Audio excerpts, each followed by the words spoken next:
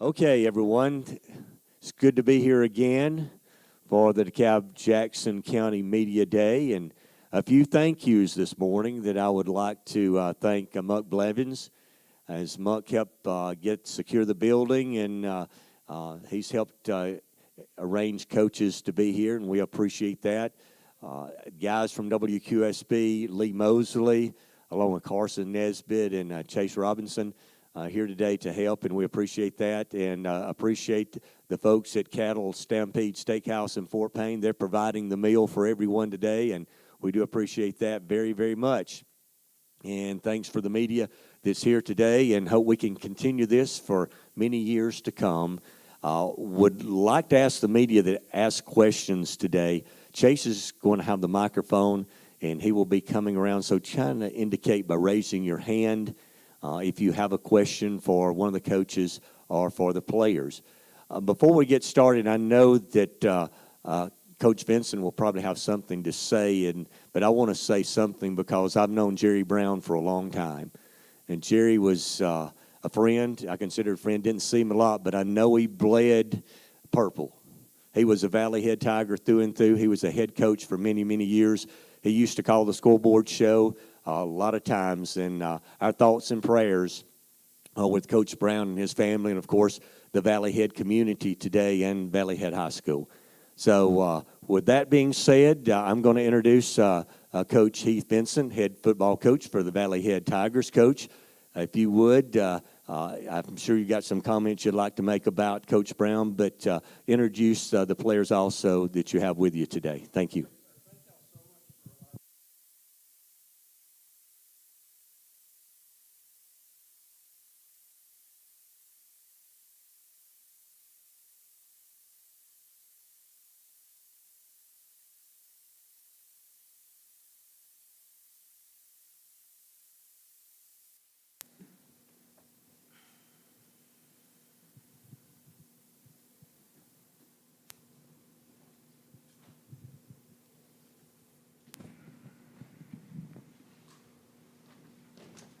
Okay, we're good?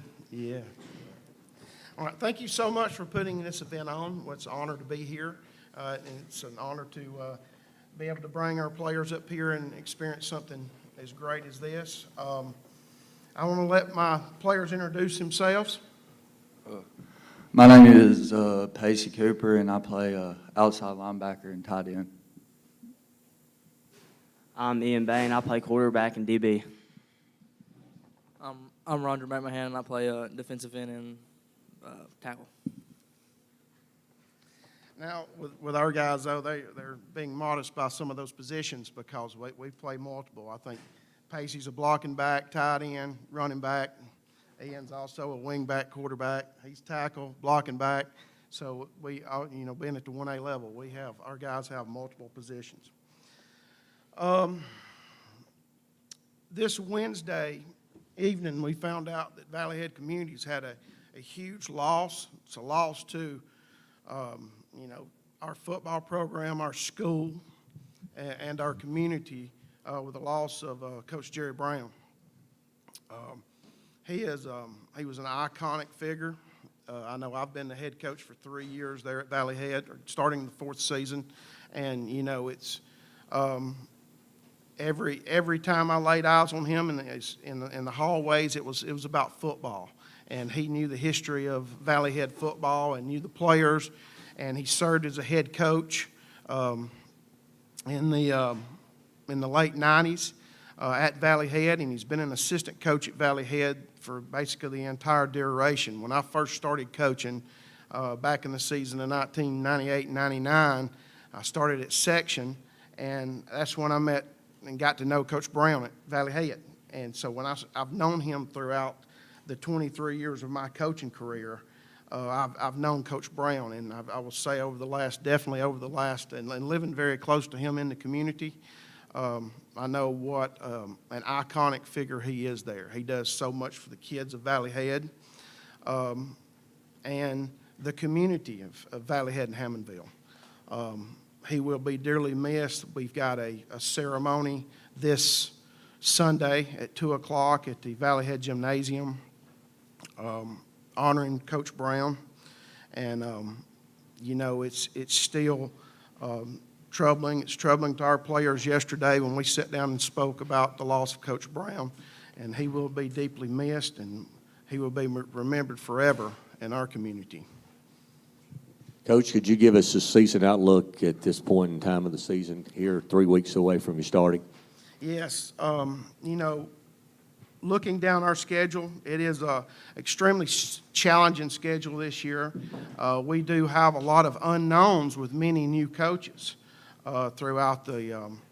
We open up week 0, so we're just a few weeks away from on the 20th. Open up with Raglan. Raglan has a new coach, and we knew that. I know that they have a lot of their players, returners coming back. They were a solid team last year. We had a extremely physical ball game with Raglan last year, right out in game 1. So they will be coming into Valley Head on August the 20th, and we've got to get ready for. We know an extremely talented 1A team in Raglan. The second game was against section. Chris Hammond and his section players, they've had tons of improvement. They were a good team last year, and they're better this year.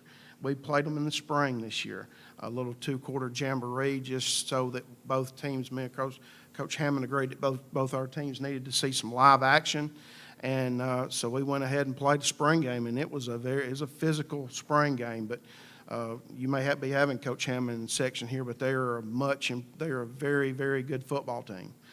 So our first 2 games are going to be, it's going to be challenging games for us, which I think will make us better for when we start region play. On the 3rd, we open up with Cedar Bluff. Open up region play with Cedar Bluff. We will go to Cedar Bluff. Coach Alan Beckett is the new head coach there. I've known Coach Beckett from his time coaching at Collinsville, the very successful teams he's had there in Winterboro. So they will be a very tough challenge for us. I know that they have several returners. They lost a few, Cedar Bluff did, but also have many returners coming back, and especially Leak, one of their major athletes there. He's a very good football player. On the 10th, we'll have Woodville. Woodville also is under a new coach and new direction, so a lot of some unknowns there. We will have to go to Woodville. On the 17th, Galesville. Galesville will be coming in. They'll be coming to us. It'll be our homecoming game. And Galesville had a very good crew last year, a very good squad, much improved under Coach Knapp, and they have several of those returners coming back.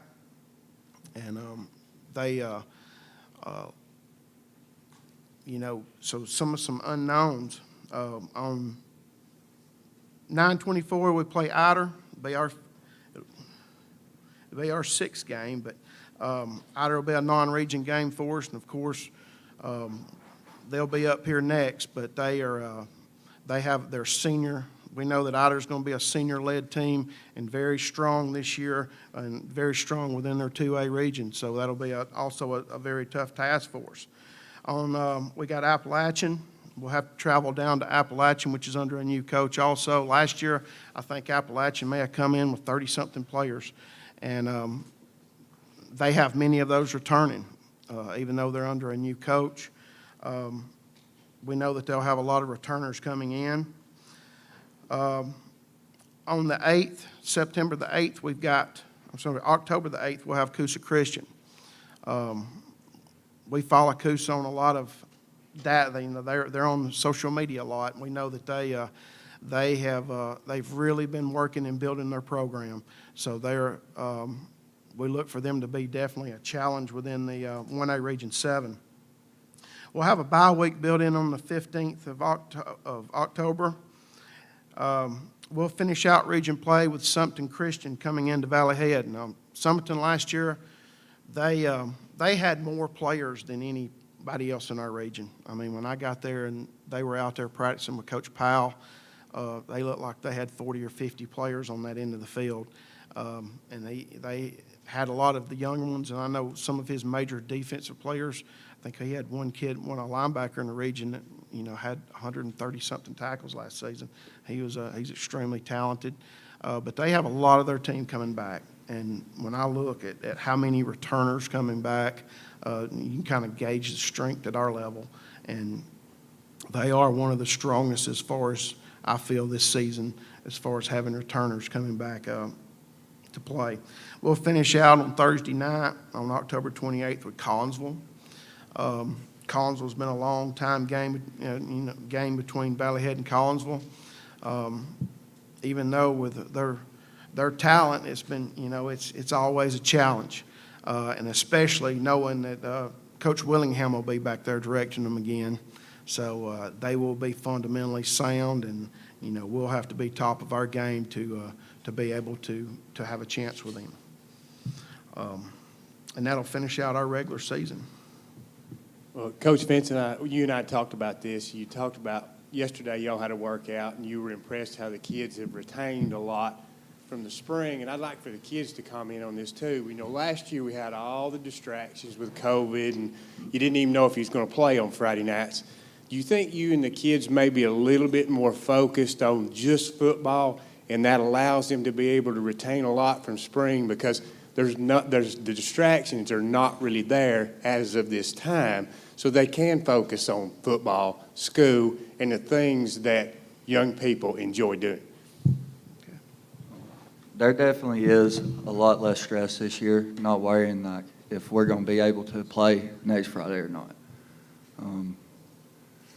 And we take our precautions. We still wipe down our bars. We still clean. We still try and wear face masks in the locker room. We're still doing our part. But other than that, COVID's not really that big of a factor this season. Not having to worry about that kind of makes it easier on us, because we can just do us, and we don't have to really worry about getting shut down and not being able to play. Yeah, it helps the team a tremendous amount, because that's less stress, and you ain't got to worry about family members or no stress like that on you, and you can just focus on the game.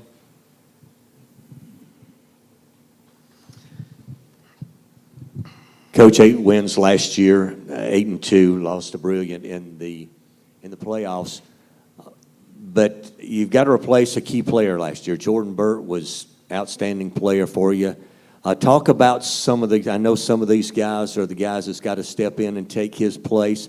Talk about some of those guys and maybe some newcomers that's going to step into some key roles for Valley Head this year. Yes, last season was an outstanding season for us, and part of that I contribute was having a strong senior class and having Jordan Burt, which ended up with about 1,400 yards rushing, followed by Bryson Morgan with about 1,200. They anchored a lot, and plus having the, and that's attributed to our offensive line success of them. This is nothing that I've stressed to this team too. For us to have that type of success, we've got to put together the same combination that we had last year with our offensive line being able to move people, for us being efficient, for us playing solid defense. We've moved Ian. Ian played wingback for us last year. He's moved into the quarterback role, but even though he's moved into it, Pacey and Ashton Brown will also have repetitions there, where we're multiple position areas. We've had conversations over the spring. I think I elected to do a spring this year because we had question marks, and we had to find out, what our identity is. And we're a different team from last year. It's going to be a little bit different. We've got the ability to have a high level of success, but we are going to be more of a grinding style of team, being able to move the ball and control the game by being able to move the sticks and continue. We stress positive games in our offense. We're looking for 3 to 4 yards downhill, opening up the gap, and like we said, if we can get more blockers into the target areas, then as the game goes on, it can weigh on the defense. Plus, we can control the clock by doing it.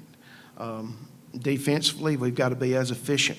with all, losing the seniors we had last year that all played defense too. We've got to be better tacklers and better space, and we found that out in the spring game against Section where we was able to limit them on possessions, but possession time, because I think Chris kidded with me that they only had, in a half, they only had less than 20 snaps. And I said, well, because we held the ball. But I said, that's the way we're going to have to be. Our key to success this year will be able to control the clock, control the ball. Defensively is we're going to have to be as efficient, going to tackle in space, swarm to the ball, and do the things that we're going to have to do to be able to stop our opponents. Coach Adam Ward, WAFN-FM. Your first year, you guys not only moved up to Region 7 out of 6, but you go 1-9, and then in your second year, it was like almost, I guess, like a light switched on, and you go 6-4 or 6-5, excuse me, and then last year even improved off of that, going 8-3. Could you talk about the improvement you've seen in your program as you head into your fourth year? Yeah, a lot of it was, it's evolution of these players, and it's evolution of, I may have come in a little too much, too complex. We're going to do, we're going to be able to run these 100 formations and do these 100 plays and run all these things on defense. And, I had to dial back a little bit. Our players didn't really understand what was going on, and we dealt with a bunch of injuries also. But these players can tell you, do we like the weight room? We love the weight room. Okay. So that's been the key to our success. We've got strong enough to overcome injuries. Injuries can be, it happens, but we've got to be strong enough to try to prevent them as much as possible. And being healthy, we had a great, I think, the turning point was 2 years ago, and we went 6-4. But man, we were in some, I guess, dogfights within that region, going over with R.A. Hubbard and Decatur Heritage. Last year we moved regions, and I think with having another year of maturity, and especially going to our single wing, which fits us better with our personnel, we've had success out of it. And being a second year running that offense, and now moving into the third, our kids understand it, and they understand what we're trying to do, and it works. Okay, thank you, Coach. Thank you, guys, for coming this morning. Good luck to the Valley Head Tigers and 2021, as you said earlier, Coach, open with Raglan. The Purple Devils are coming to Tiger Stadium in a couple of weeks, 3 weeks, I think. Thanks a lot. All right, thank y'all so much.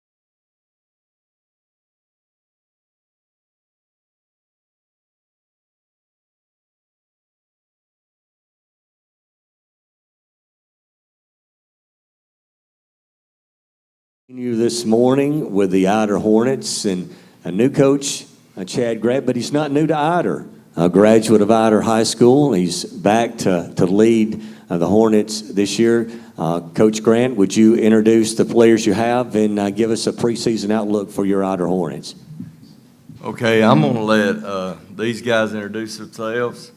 I have two senior leaders here with me. Go ahead. Cohen Willoughby. Jesse Massey. And these two guys have been have done a very good job of leading our team this summer. Of course, our schedule is pretty daunting. All right, we play some pretty tough teams. We open up week 0 with Woodville at home, and we're very excited about that.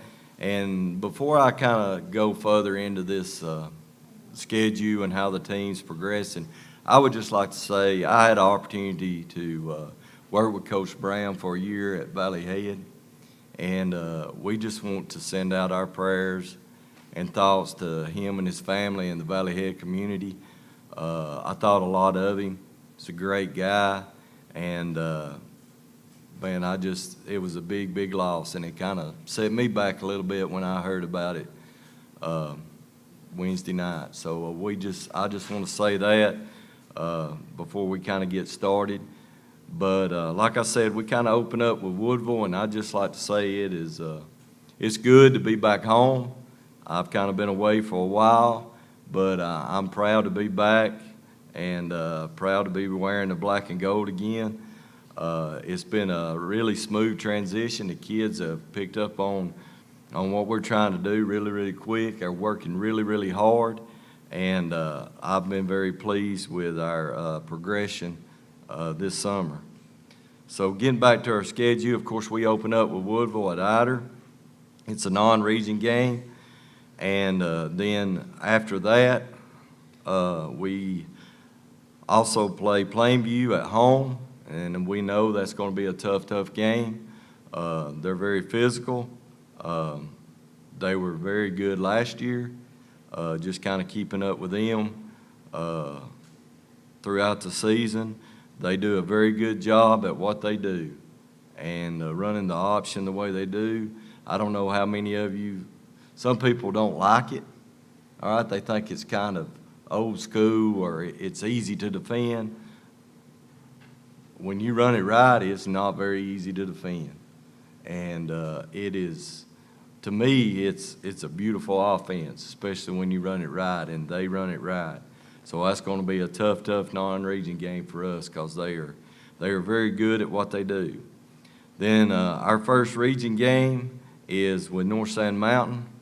We'll be traveling up there, and that's a big rival game for us. I mean, if you look at it on a map, as a crow flies, we're only about 10 minutes apart. And all these guys kind of grew up together, and they know one another, so it's always a big, big rivalry. So that's our first region game. Then we have Tanner at home, and Tanner, you kind of know what you're going to get. They're going to be very athletic, and just looking at their schedule from last year, I know they didn't have a whole lot of success, but I can tell you right now that they have the potential to be very, very good, and I look for them to be really good this year. And then we have section at section, and I know Coach Hammond very well, and I know he's going to have his boys. They've been improving every year he's been there, so that's going to be a tough, tough region game for us. And then, of course, after that, we play Valley Head, and we play them at home. And Valley Head that's always a big rivalry game. It was always a big rivalry game when I was at Ider, and they're going to be a tough opponent as well. They do what they do, and it's a tough offense, and they're tough to defend as well. So we're going to have to really be physical and match their kind of physicality to have any success against them. After that, we travel to Victory Christian for another non-region game. And then after that game, we will go to Pisgah for a region game. And Coach Pruitt has done a very good job at Pisgah. I know last year, just watching film, that was a battle when they came up to Ider, and I don't see it being any different now. They're going to be really, really tough. They've got a lot of good skilled guys, and it's going to be a tough battle. I mean, we really don't have any easy games.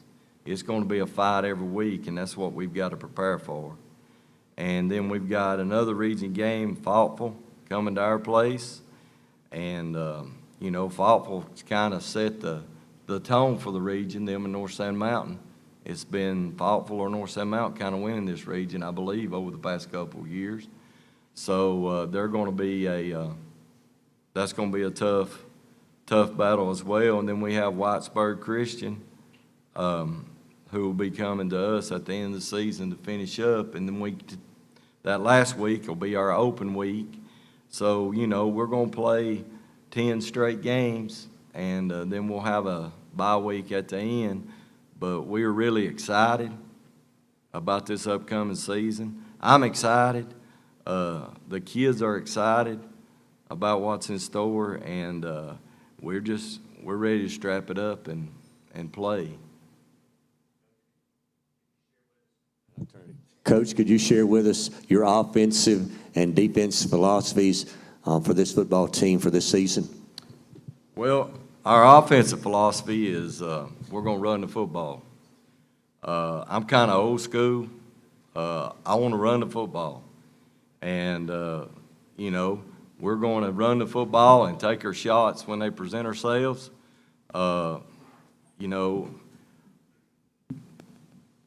My thing is I like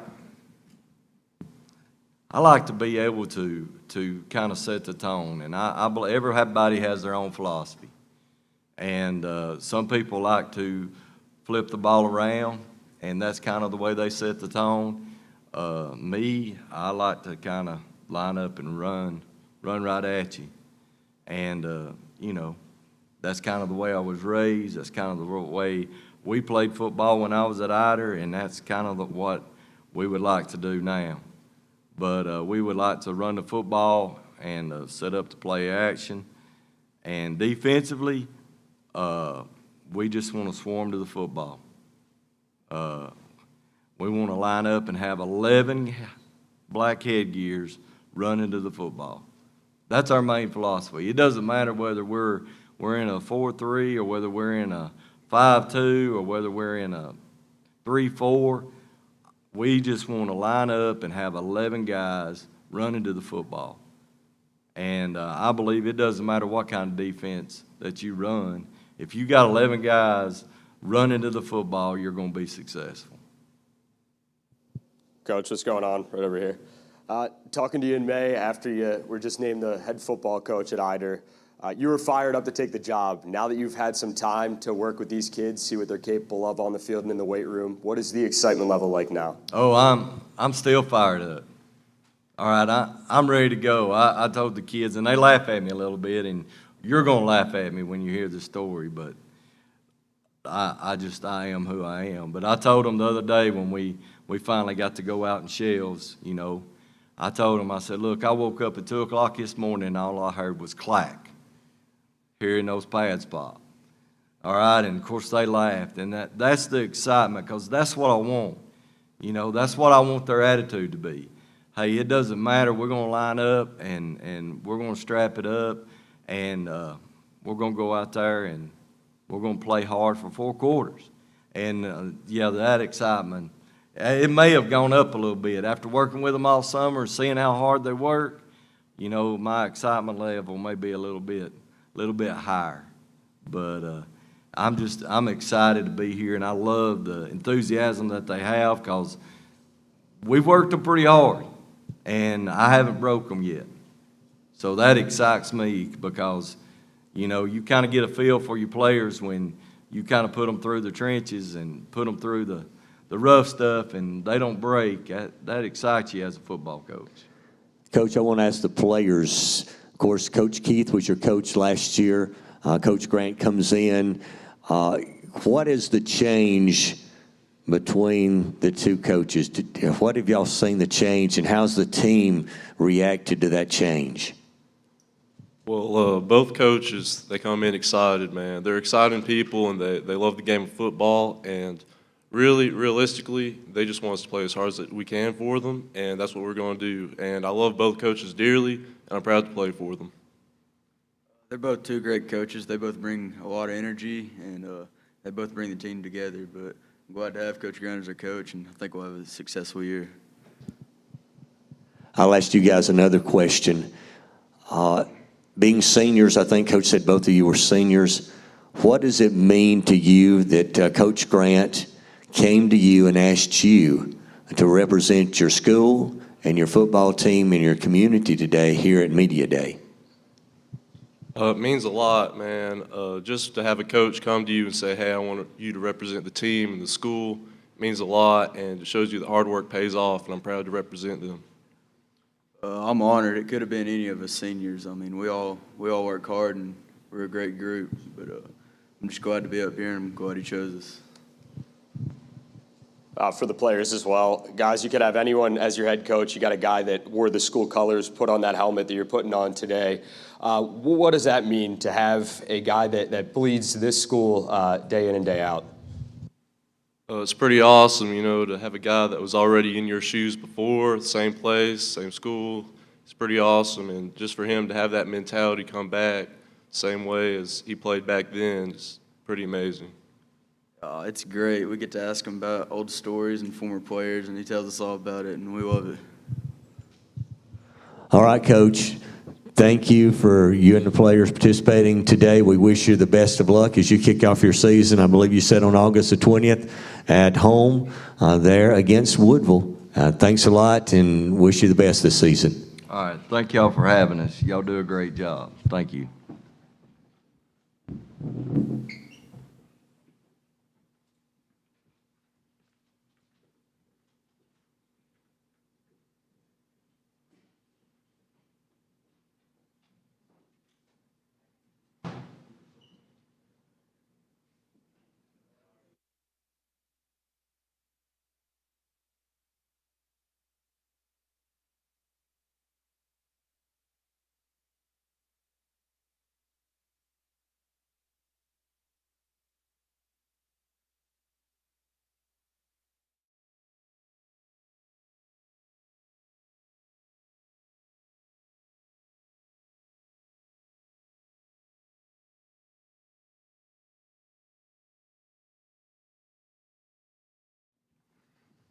And next up this morning is the Collinsville Panthers and Coach Ernie Willingham. And Coach, I believe this is the third time to be at Collinsville. Of course, grew up there. I think your dad was the mayor there. You were a quarterback there. And I know you bleed Collinsville red, but it's good to see you this morning. Would you introduce the guys or let them introduce themselves and give us a preseason look on the Collinsville Panthers? Yeah, it's good to be back. Keaton Deboard. Jordan Coker. All right, it's good to see all you guys again. This is the second time coming back from retirement, so I'm excited to get started. Y'all know we had a coaching change late in the year, and they couldn't or didn't really try, I don't think, to find anybody that late. So they decided it'd be better to have somebody back that was familiar with the players and familiar with the coaches. And almost all these coaches either coached with me or played for me, so it's been pretty easy to transition with them. And these players, there's only just a handful that didn't play year before last, so everything's been really smooth getting back. And we opted not to have spring training, or they opted not to have spring training, so we've been practicing this week. I don't know if everybody else has or not. And first time to get to see some of the younger guys. We've got a lot of young guys. Only 3 seniors on this year's football team. So we're looking forward down the road, but we're really looking forward for this year also. And I just got back with them in the weight room, and these kids, I thought we had a really good weight program when I was there, but they've stepped it up. Okay, the coaches have stepped up their game as far as the coaching, but the players have stepped up their game in the weight room also. They're doing a really good job. Practice so far has been good. It's been hot. I took that job a couple of weeks ago, and I thought, yeah, I'll be able to do that. It's not very hot this summer. It's been in the 80s all the time, and the first week back, it's 95 and 107 heat index. So. But they've done a lot better job than I have with handling that. Our schedule, I'm not going to go. I didn't coach last year. I went to all the games, but I didn't coach last year, so I'm not going to go into team by team.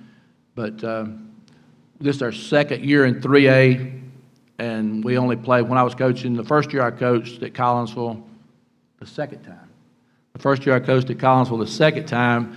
The first year I was back, we were 1A, and I kind of did the numbers in my head, and I said, yeah, we'll be 1A this year, and we'll be able to stay 1A another 2 years before we have to move up to 2A. We had some bigger classes coming, and the state decided they were going to keep 61 1As that year, and we were the 62nd biggest.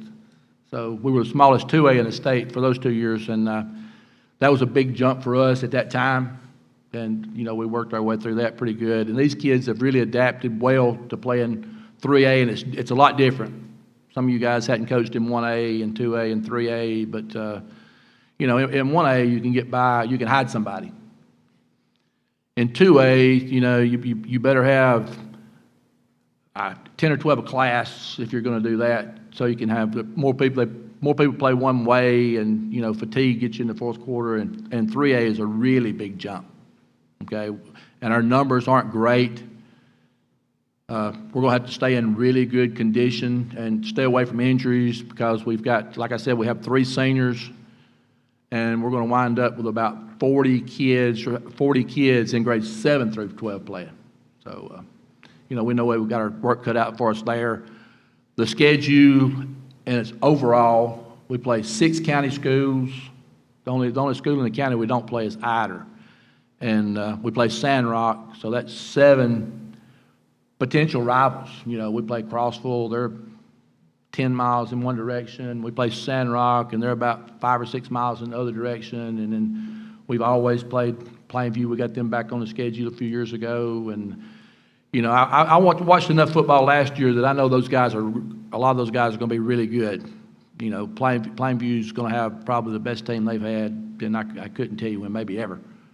And then 5, nobody has to say anything about them. They lost a lot of players, and everybody keeps saying they're not going to be as good. They're not going to be as good, but they are. They're going to be pretty good. But we're working hard with understanding that we've got our work cut out for us, and the young guys are picking up everything and working hard every day. Make sure I got everything. All right, got any questions? All right, Coach, you mentioned you had only 3 seniors. So is the squad coming back inexperienced? Or where does how many juniors, sophomores? And we're not as inexperienced as you think. These young guys, they had to play a lot last year, and some of them played, before that. Keaton here, he's been playing football for me since the 8th grade, and he played some on the varsity in the 8th grade. And Jordan, he started playing for me in the 7th grade, and he's been playing on special teams and stuff since he was in 8th grade. So some of these young kids have played a lot. I think we lost 7 seniors last year, if I'm not mistaken, and some of them were pretty good. Dalton Hughes and Malachi Orr and some of those guys, they were pretty good football players, but they're gone now, and it's time for these guys to. That happens every year. Somebody's gone, it's somebody else's turn. Okay, it's these guys' turn to be leaders. They're both juniors. Okay, but these 2 guys and a couple more, Fernando Padilla and some more of those guys, they're good leaders for us. They work hard in the weight room, and they encourage the younger boys, and that's huge. We've got a really good young class coming, and we might need to get a few numbers in that class, but we've got some skill guys coming that are really good, and they're little babies right now, and they're doing a good job of leading them and taking care of them too, because like I said, with 40 players, if we practice everybody together. We practice 7th grade through 12th grade, so we've got enough to go. And yesterday, when we were playing, when we had the first varsity offense out there, we had a junior high defense. And you can't play, you can't beat on those little boys like that with varsity kids. And I wouldn't. If I was a parent, somebody tried to do my kid like that, I wouldn't like it either. But they're doing a good job of taking care of those kids, and they're learning. And so to answer your question, we've got some experience coming back.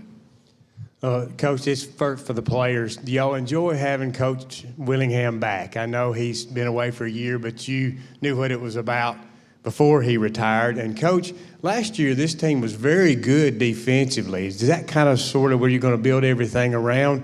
Because it seemed like maybe at times they struggled to score points. But defensively, the team was very solid last year. Yeah, I watched every game but one.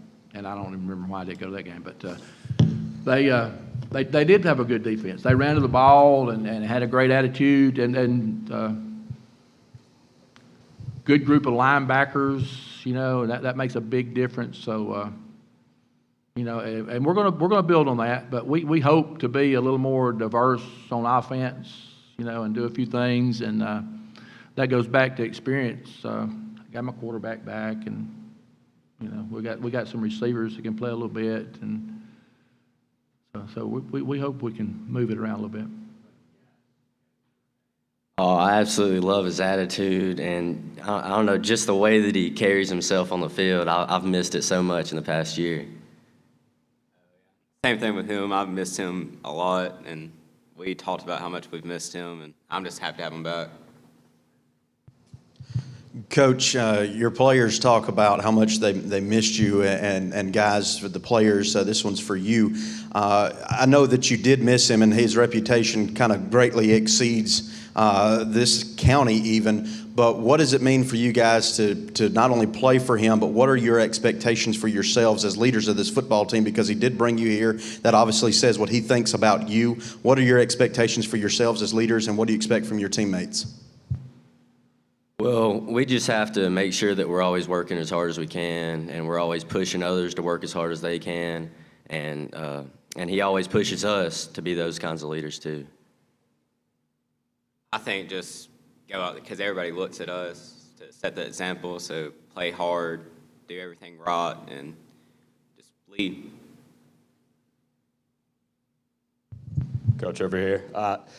Coming back again out of retirement, how did that kind of happen? Did they approach you? Did Collinsville approach you? Did you reach out to them and say, hey, it's you guys got to find a coach before the season starts? And what was the initial reaction you got from these guys, especially the two that you brought when you returned as head coach? The way it came about is Coach Garrett, he went back home. Okay, the job came open in Rogers, and that's his hometown, and he went back home, and I think he initially turned them down. That job's been open a long time. The principal there died of COVID in May, and they decided they were going to hire the principal first, and they just hired the lady the week before he left, and that wound up being his best friend in high school's mother. So I think they talked him into it, and I think his mother got sick. So, but he left late. It was really late. Okay, and we didn't have spring training, so practice was going to start this past Monday, and they only had a couple of weeks, from when he left. So the principal called, and he actually asked me what I thought, and I said, well, I think you need to open it up and find somebody good and hit a home run. And he said, well, what if I can't find anybody this late? I said, well, call me back. And then he put out a press release that I had a job before he ever called me back. So I guess that's how it came about. And I'm tickled to be back. I talked to him, and I didn't quit because I didn't love football, and I didn't quit because I didn't love these boys. I had some health problems, and they can tell you that the last couple of years I coached, I struggled a little bit, and they were really good with me, and the assistant coaches were really good. And they've even stepped up their game. The assistant coaches, especially, they've stepped up their game even more. They're doing a lot. And in the past, especially when I started, and even the last time I coached, I tried to do a lot of stuff myself. And I let the coaches coach in drills and things like that, but I was always jumping up and down and running around and doing every bit of the mowing and all that kind of stuff. But everybody's pitched in, and it's working good. Guys, just to touch on what has been said a little bit before, just talk about the transition back to Coach Willingham. I know, Coach Garrett had you guys last year, but like you guys said, y'all played for Coach Willingham before. I mean, just talk about that transition back. Well, Coach Garrett, he did an excellent job of improving our work ethic and improving our weight room and our weight program and everything. And we've all gotten so much bigger because of it. And it's a good thing that we got Coach Willingham back because we understood all of his terminologies and stuff. So the transition went pretty smooth. I think when Coach Garrett left, there was a period where we didn't know what was going to happen. There was a week and a half, 2 weeks, where we didn't know if we were going to have a head coach, if we were just going to roll with our interim head coach, Coach Condu. I think that just made us grow closer together in the long run. So with him now back, and we all knew him, I think we're just ready to go.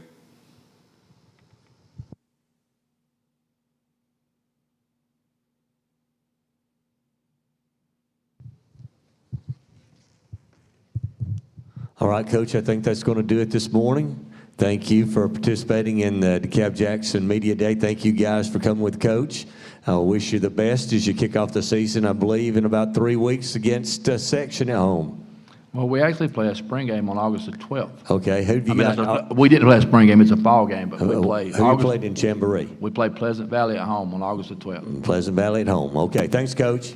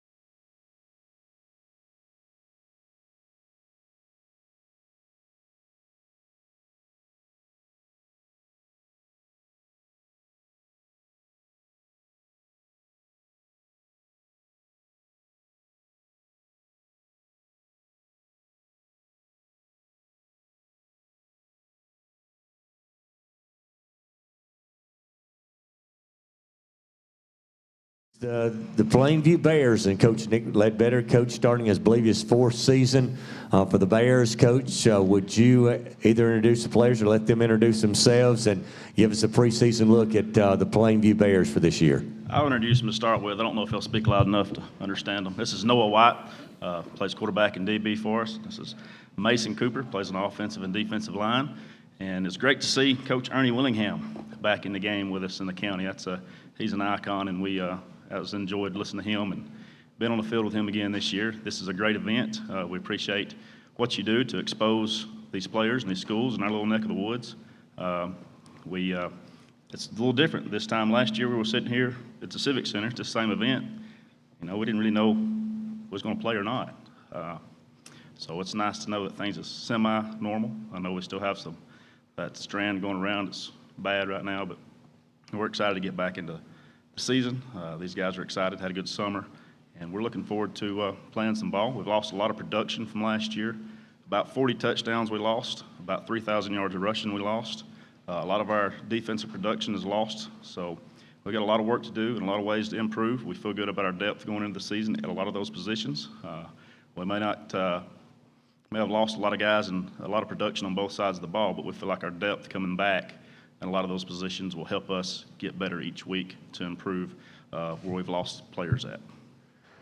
Coach, last year you won 10 games. I think that's the first 10-win season since 2000 at Plainview last year.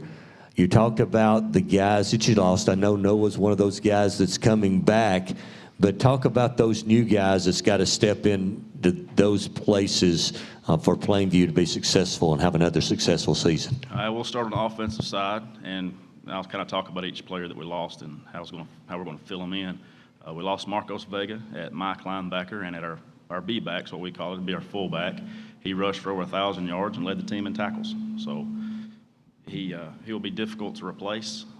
Replacing him on the offensive side, we got Dylan McCullough, Sam Kroll, Chase Alexander, Aiden Chapman. So we got a lot. We got 4 or 5 guys that's playing that position that we feel good that can give us some productivity that, as we play, we'll find out who ends up being that guy. And on the defensive side, replacing him is another Mike linebacker to be a senior for us, Arturo Medrano.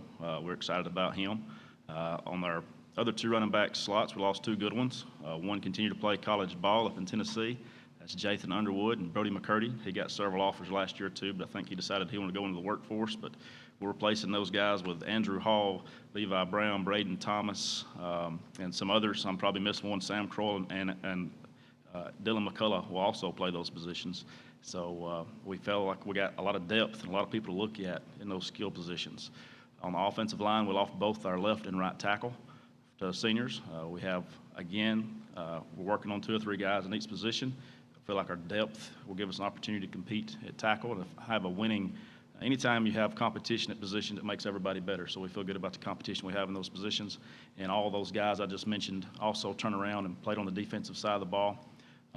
Secondary-wise, we're for the most part intact. Jathan Underwood played a lot of safety and linebacker, depending on who we were playing, and basically it makes this guy have to play a little more on defense than Noah. He's led the team in interceptions the past 2 years and been first or second in tackles, so we'll have him back. We try not to play him a whole lot on defense, but right now it forces him to play a little more in the secondary.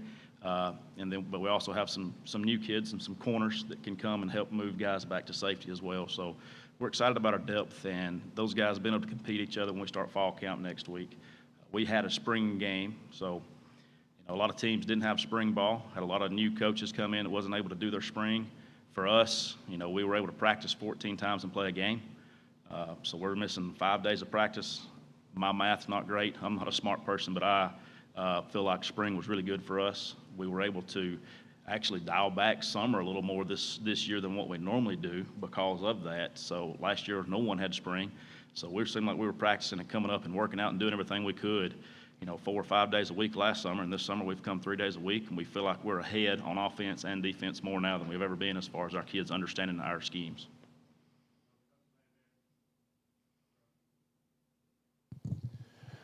When you first came back to Plainview, of course you was there as a player, but you came back as a coach.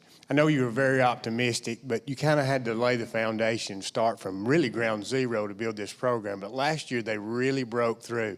Do you feel like this program is at a level now to where you can be consistently good each year? That's the goal. We want to get back to where, you see us on the schedule. That's a team and that you're going to have a fight for to win. That's our ultimate goal. But last year's team's over. That's in the history books. That team's what they did is they had a good year. They won 10 games. They had a home playoff game. They won it. It's over. It's in the books. This is a new football team, and they have the opportunity to do just the same, or do just as better, or do just as worse. So we'll find out how these guys come together and what type of season they're going to have. As coaches, we're going to have their bodies in shape. We're going to have them taught to the best of our ability. We feel like we're going to be a little simpler on both sides of the ball than we have been in the past, even last year, and so we can give our players an opportunity to learn the plays and do things and execute them at a high level. This is for the players. Coach mentioned that, last season we didn't have the spring. We didn't really know exactly what we were going to have. I know that you guys have had opportunities during this offseason to go to camps, which were totally out of the question last year for just about everybody. What has this offseason been like for you guys to be able to go to these camps to improve yourselves, not just in the weight room, but to work with others to get you guys better? I think it's really opened our eyes to let us see what I was out there and to be able to better ourselves against other people that's not our brothers. It's been really good to go out and compete against players from around the state, and it's really been enjoyable.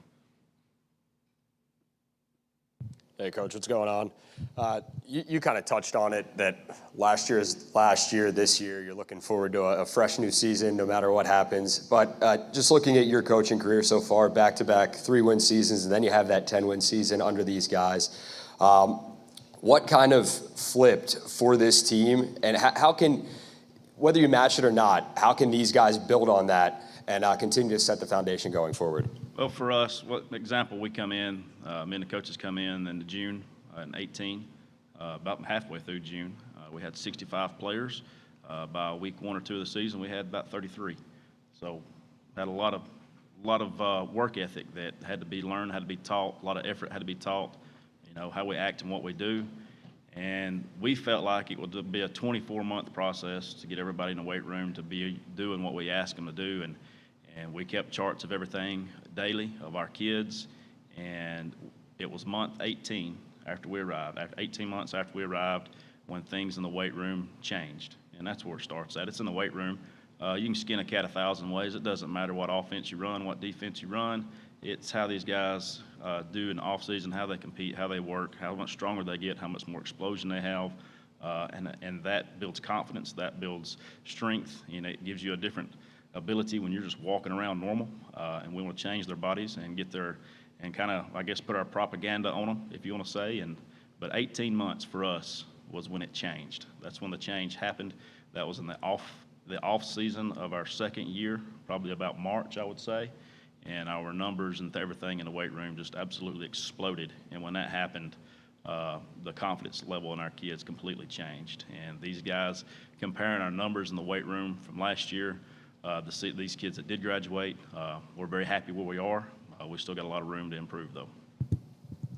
This is for the players. Guys, we've talked about a 10-win season last year, and we've talked about it being in the background.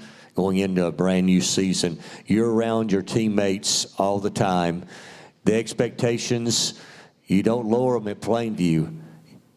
Talk about those expectations from a 10-win season and building on that for the 2021 season.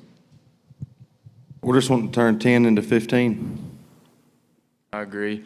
I mean, it's in the past now. It's nothing but history. You can only go up from here.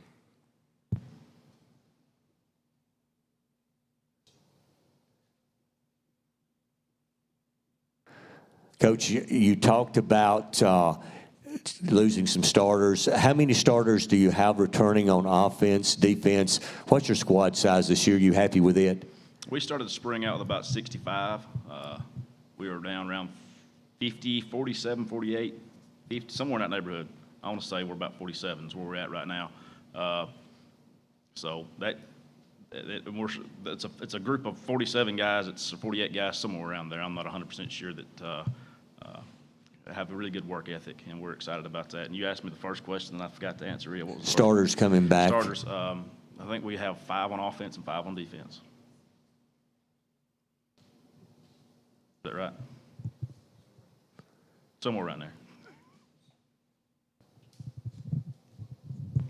Coach, before you go, touch on your schedule just a little bit. I know the region you're in is very competitive. Who do you look to be the elite teams in the region right now?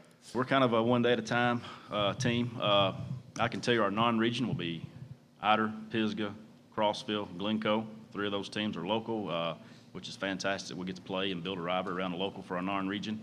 Glencoe is obviously on the other side of Gadsden. And in our area, Geraldine, Sylvania, Fife, Collinsville, Asbury, Brindley Mountain. Again, a lot of local teams. We're really excited about that schedule. Geraldine's going to have a good football team. Sylvania's going to have a good football team. Fife's going to have a good football team. Collinsville's got Coach Willingham back, who's had a lot of success, a lot of parity in the league. So we're excited to be able to play those teams and see how these guys compete against them. And I'll echo what Coach Willingham said earlier. He said, talking about how Fife's lost a bunch. Well, the guys they got coming back played more minutes than the ones that just left. So, I mean, they're the team to beat. I mean, there's no doubt about that. They're the ones that everybody's trying to bring their level up to. So we hope we can compete with them this year. For the players, and once again, talk about a little bit outside of Brindley Mountain and Asbury in this region. You stay in county. Everybody stays in county to play everybody for the most part. A lot of schools don't get that opportunity to play other guys that they know that they may go to church with, their mom and dads work together. Talk about what that means to you to be able to compete against guys that you look down the road a little bit and you say, hey, I know that guy. We may live a few miles apart and we go to 2 different schools, but what does that mean to you guys to get to play guys that you know and you don't have to go very far to find them? That just makes the rivalry better. I mean, you can look down years down the road and say, hey, remember this game? It just makes it a lot better. I agree with that. It allows you to know who you're playing and know them inside and out pretty much and know everything about them.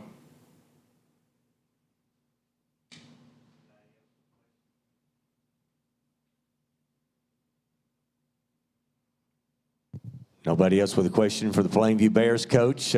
Thanks a lot for being with us today.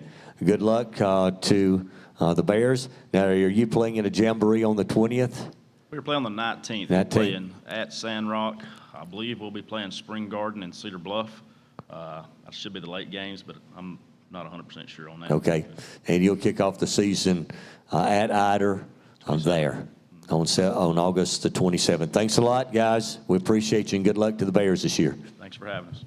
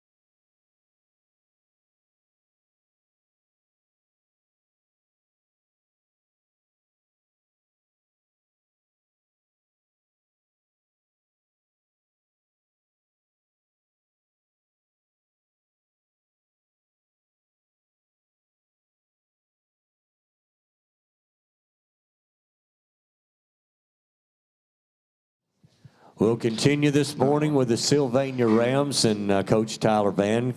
Coach Van, one of the new coaches in DeKalb County, came from Woodville to Sylvania this year. So, Coach, if you would introduce the guys or let them introduce themselves and give us some preseason comments on your Sylvania Rams. Yes, sir. These guys with me here, I brought them here. They're voted on by the team captains. Brody Smith, quarterback, is voted on, and Sawyer Hughes are the two team captains for this year. And then the other two were the next top vote getters, so they're here today. And Brody, he's done a good job working hard every single day. Styles, all these guys are. They're showing up every day doing what we ask of them, and we look forward to the season. We have an opportunity to play a bunch of good football teams, well-coached football teams, and be in a good football region, and we're excited about it, and we look forward to it. Coach, I know last year when Coach Putnam was here, I think 13 seniors on the team last year.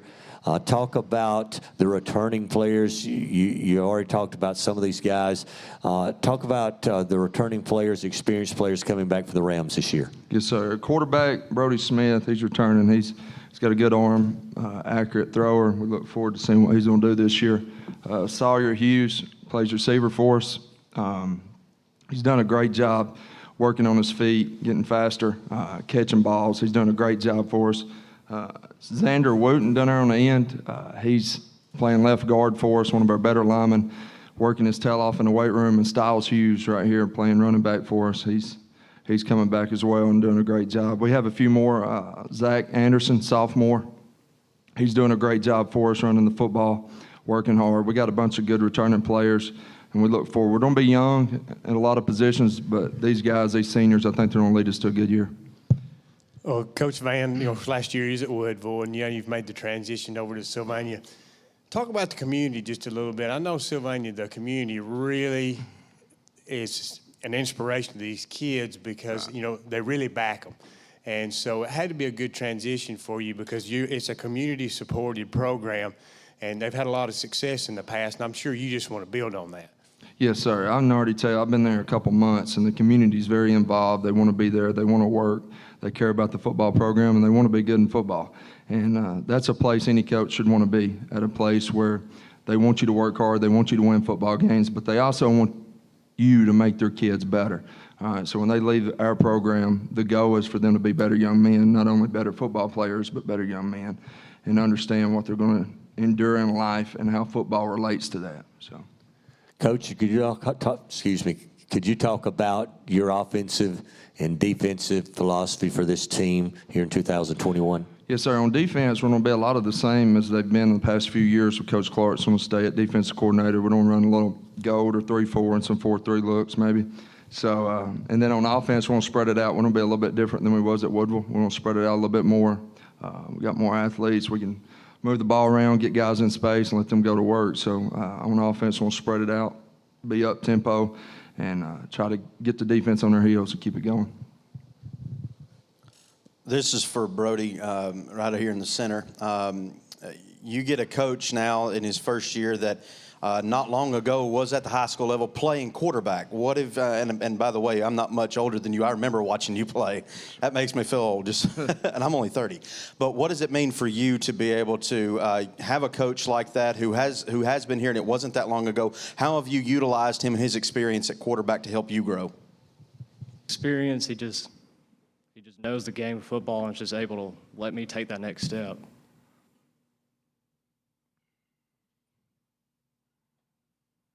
Good words. Appreciate you. I want to ask each of the players. Coach Putnam was there, I think, 7 years. Coach Van has come in now. Talk about the difference between the two, the energy that maybe a new coach is coming in has brought to the football team. I'd like for all four of you to answer that, please. Well, I honestly believe that it's a lot better. The energy, the atmosphere with Coach Van is just overall more positive. There's not more yelling. It's more, let me coach you and let me show you what you're doing wrong. And, we have music playing during practice, and it's just everybody's more upbeat. you're excited to go to practice, and it's absolutely amazing. It's such a change, so much better than last year. I agree with Styles. It's just up-tempo, and it's a whole lot more efficient, and we just get a whole lot more things done in the time we practice. Like Styles and the rest of them said, it's a whole lot better. Everything about it, it's just a whole lot more fun. Come out there and be ready. Just get more reps in a shorter amount of time. We just have a lot of fun out there. Coach, this one's for you. Just what led you to taking the Sylvania job in the offseason, that opening, and what are some realistic expectations you have for this team heading into year one? Well, when this job came about, I was excited to get a phone call about the job. Sylvania's a place, if you're a football coach, you care about football and you want to play in a tough region and you want to make yourself better, Sylvania's a job you want. You get to coach against some of the best coaches in the region. In the state of Alabama, you got Coach Benefield. Got some good coaches across the region that you get to coach against, make yourself better. And then you take the challenge on of coaching at a school where they care about football, they want to win football games. And if you don't win football games, more than likely you're getting fired. So, and if you don't like that, then you're in the wrong profession. I enjoy that. I like the pressure. I want to be good. I want to be great. I want to push these guys to be great. So I enjoy the job. I'm glad I got the job. I'm blessed. What was your second question? Compete every Friday night when you leave a football game where you've watched Sylvania play. There's no doubt who the hardest playing football team is. It's Sylvania. Win, lose, or draw, they're going to fight till the fourth quarter horn goes off. They're going to give everything they got, and they're going to take care of the football, and they're going to do all the little things the correct way. That's what you should expect to see on Friday night in Sylvania. I wanted to ask, you've had some really good quarterbacks at Louisville, and you have your quarterback here on the stage with us. Things that you were expecting from him from that position, and how important that position is for you and what you do schematically, bringing it over to Sylvania. Right. I've coached, when I was at Buckhorn, I coached a kid named Brandon McNeil, he's in college playing now, and last year I coached Jackson Peaks, one of the better players I've coached in my time as a coach. And then Brody Smith, he's one of the most accurate arms I've been around, and we're trying to get the ball out quick. He's doing a good job with his feet. In our offense, it's important, especially in our 70s game, that the ball comes out quick. If it's late, a second late, defender's there to break it up. So he's done a great job of buying into what we want him to do on offense, whether it's a one-step, three-step, whether we rodeo him, whether we waggling. He's doing a good job with his feet, because if your feet's not right, your first step's not correct, then the rest of it doesn't matter. That's every position on the football field. If you're not lined the correct way, if you're not taking a good first step, hand placement, whatever it is, the big scheme don't matter, and that's what we've been preaching. Brody does a good job of taking all them little things and making himself better every single day. So I look forward to seeing what he's going to do this year. Coach Van, the first game of the season is against Sachs. Yes, How sir. much does the first game of the season set the tone for the whole season? It's huge. Sachs is a very good football team, well coached. We actually opened with DAR in a jamboree on August the 12th, and then Sachs comes in the next Friday night for the first home game, and we look to set the tone there, try to go out, compete. Again, if we're just competing at a high level and not turning the ball over, I think we can win every football game we play in. If we do not turn the ball over, that's important, and do all the little things right. And if we can win that football game, it's going to be huge for us. It is a tone setter, but Sachs is a real good football team. We're going to show up ready to play if we don't have a chance to win that game. Coach Van, what do you take from Woodville being your one-year head coaching experience there? What do you bring from there? What did you learn just overall about yourself and the coaching profession as a whole in the head coaching side of it? What do you bring from that, and what experiences have helped you be where you are now? Well, that's a good question. When you're an assistant football coach, you can always sit in the coach's office and you can always say, you know what, I'd do it this way. This is how I do it. I don't agree with that. You may be saying it in your head, I wouldn't do it that way. But when you sit in a chair, eyes are on you, you'd do it a little different way probably. So when I took the job at Woodville, it was big for me to learn how to run an entire program. And at 1A level, if you have one guy go down, you lose 3 positions. And it's similar sometimes in 3A. But just learning how to run a program from top to bottom, everything that goes into it was big for me at Woodville. And we had a pretty good football team. thought we should have won one or two more than we did, but we had a good football team, and I learned a lot from that experience that I look to take into Sylvania. And I'm also learning every year. Like, if we tell the players they need to get better every year, if we tell them they need to learn and get better every year, then I should learn and try to get better as a head football coach every single year. 25 years from now, I should be a way better football coach than I am right this second, and that's what I look to do. That's a good question. Made me think. I want to ask the players, all four of you, comment on this, please, that I think Coach said the team has already elected some of you as captains, and they voted for you guys to come and represent them here at Media Day today. What does that mean to you, and what does it mean to you to represent your football team and your school and your community? I feel very honored to be elected as one of the people to represent Sylvania. As one of the people that's always been to Sylvania since pre-K, I feel that I should have been one to represent the school. I'm always there. I always make the school look good. That's what I'm there to do. I think it feels pretty good to represent them. All of them are all really good. They work hard, do what they're supposed to do. That's all we can ask for.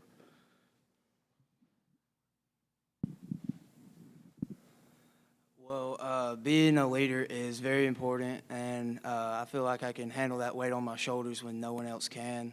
And I represent Sylvania football very well because I'm a very good kid. So I feel like I was a good leader choice. Like what Sawyer said, I mean, the kids just look up to us, so we have to lead for them, go on the right way, set the bar. Coach Van, one question for you.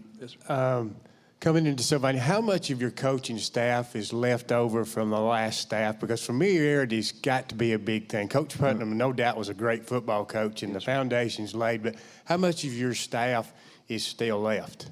We got Coach Clark, Coach Richards, and Coach Mitchell. They were there previously. They're still on staff. I brought Coach Wilson with me from Woodville. So Coach Lee, Justin Lee, I got him on staff. He's helping with the O-line as well. So Coach Richards, Coach Mitchell, and Coach Clark are the three that was there last year that's there this year. Players seem to respond well to them. They love them three coaches, and they've done a great job so far. And Coach Clark's a very intelligent guy, does a great job with the defense, and I look forward to working with him for years to come. I can already tell he's a good guy, good coach, and players relate well with him. Any other questions for the Sylvania Rams this morning? If not, Coach, thanks for coming. Thank you, players, for coming. I wish you the best in the 2021 season. Thanks a lot. Thank you.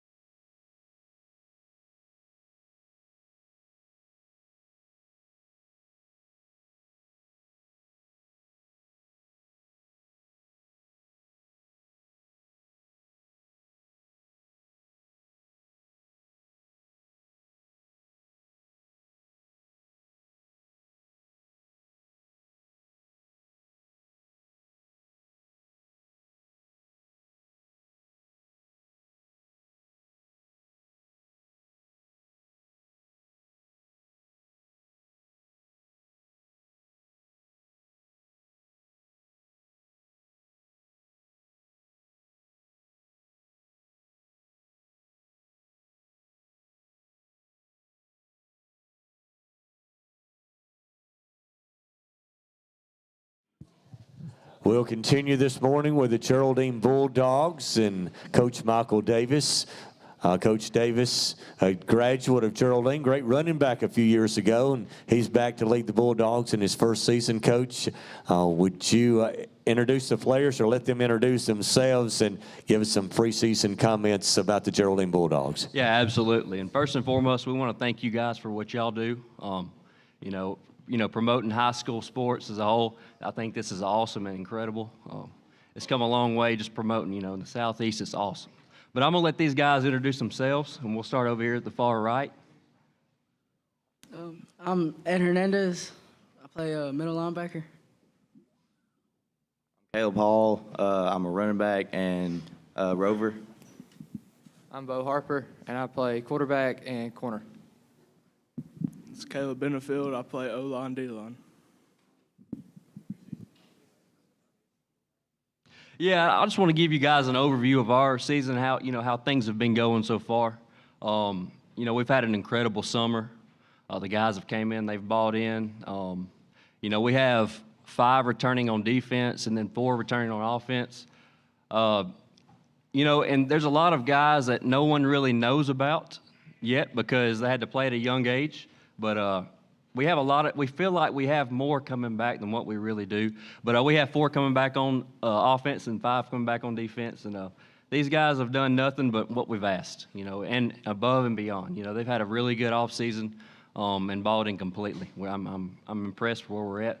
I may change my mind next week when we put the pads on, but I'll stay with that's what I think so far. But yeah. How important for you is it in your first job as a head coach to have a returning quarterback and one of the best running backs in the county coming back to lead that offense? Absolutely. And, Bo started quarterback for us last year, but we have 3 guys that we feel like can play quarterback for us right now. So you can just imagine how intense practice has been. These guys have been battling it out all summer. And we look forward to having those guys continue to battle it out, through fall camp. And we may not name a starting quarterback until week 2 or week 3, we don't know. So we're up to this point, we're very impressed with all 3 of them. We feel comfortable. And then this guy to the right of me, he obviously he's a very good player, and everyone knows him as a really good player. But what I'm impressed about Caleb is how much he's matured, from the last few months. Just not as the football player, but off the field. The things that he's done. He's done nothing but the right thing off the field. He hasn't missed a summer workout yet. He's been to camps all summer. He is truly buying in, and he's developing as a young man. So I'm very proud to have him back. These 2 guys right here, and then the guy to the right of me was a freshman last year. He got thrown in the fire. He played inside linebacker last year. He wasn't ready to play, but due to COVID, some guys had to play. And that's what we were faced with. So his leadership. Ed's leadership's been unbelievable. And then Caleb Benefield, he's the guy that we lean on in the trenches. He's an offensive defensive line guy. He plays tackle for us on both sides of the ball. He's been, a leader as well. He hasn't missed one summer workout. He leads by example. He's not going to say a whole lot, but when he does, people listen because they know he means business. So I'm proud to have every single one of these guys. And just because these guys are up here, there's a whole lot of guys that should be on the stage. But they were voted on by their teammates to come up here and represent Geraldine High School. But like I said, if I could have brought about 7 more guys, they'd be up here with us as well. So proud of these guys. Coach, being that this is your first season, what is your excitement level? What will it be that first night that you finally are able to step out on the field as a head coach and be on those sidelines? And what are expectations you have for this team and for yourself this year? The biggest deal is, and I'll go back to what we've been talking about this offseason, is, we took this summer just to focus on us. And people say, yeah, we focus on us, but what does that really look like? We truly focused on us all summer. No OTAs, no 7-on-7s. We truly focused on us in character development because it's bigger than the game. It's bigger than us. It's amazing what football will do for people, and what it brings to the table for these young men, but it's bigger than the game. Geraldine football has always put out a physical brand of football, but there's been something missing. So we've used this summer and this offseason to find it. And the biggest deal is for these guys to find their purpose and their reason why they play the game. So we've really focused on us all summer, and character development and showing these guys that it's bigger than them. It's about us as a team, and moving forward, I feel like it's grown us closer together this summer as well. Well, Coach Davis, first of all, congratulations on your new job. This is for the players. Guys, Coach Waldrop has been at Geraldine. That's who you've been used to. What are the positives Coach Davis brings that you like about him so far?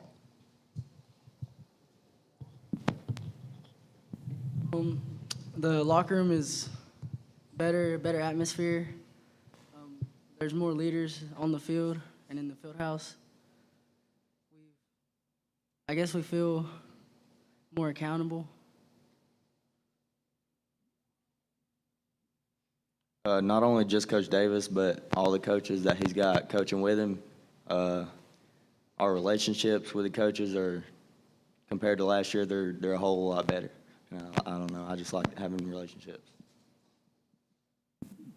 Like Hall said, the relationships is better with coaches, and the energy he's brought this year is more than we could ask for, and that's what I like.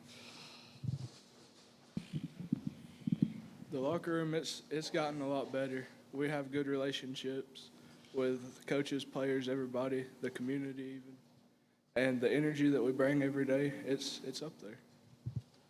Coach, I have a two-part question. First of all, thank you. Your excitement level of being entrusted with the coaching job at your alma mater.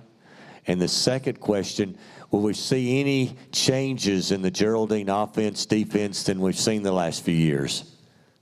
Yes, and I'll answer that second question. Absolutely.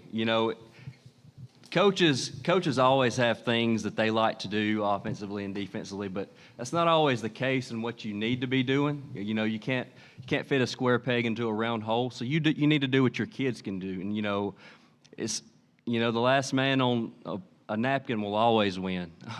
These coaches can tell you that. But, so we're going to do things a little bit different. So we'll talk about the defensive side of the ball. So our safeties have had to move around as far as scheme. We have a lot of smaller guys, and on the offensive defensive line, we don't have a whole lot of depth. So our defensive scheme has changed, and so we're putting a whole lot more speed on the field as far as defensive, and we're getting more depth because we've changed schemes, and we've moved our safeties to outside linebackers, getting more athletes down there. And you say they're safeties, but these guys are physical now, and these guys, I feel like they really can play. So we've put them in position to be successful on the defensive side of the ball, and then, of course, offense, we have changed. I can't give these coaches in here any secrets. I'm just kidding. But we're changed offense as well to feature more of a running attack. I say that, but Geraldine, that's all they have ever done. But to feature our better players, and get the playmakers the ball and things like that, and something that fits them a little better.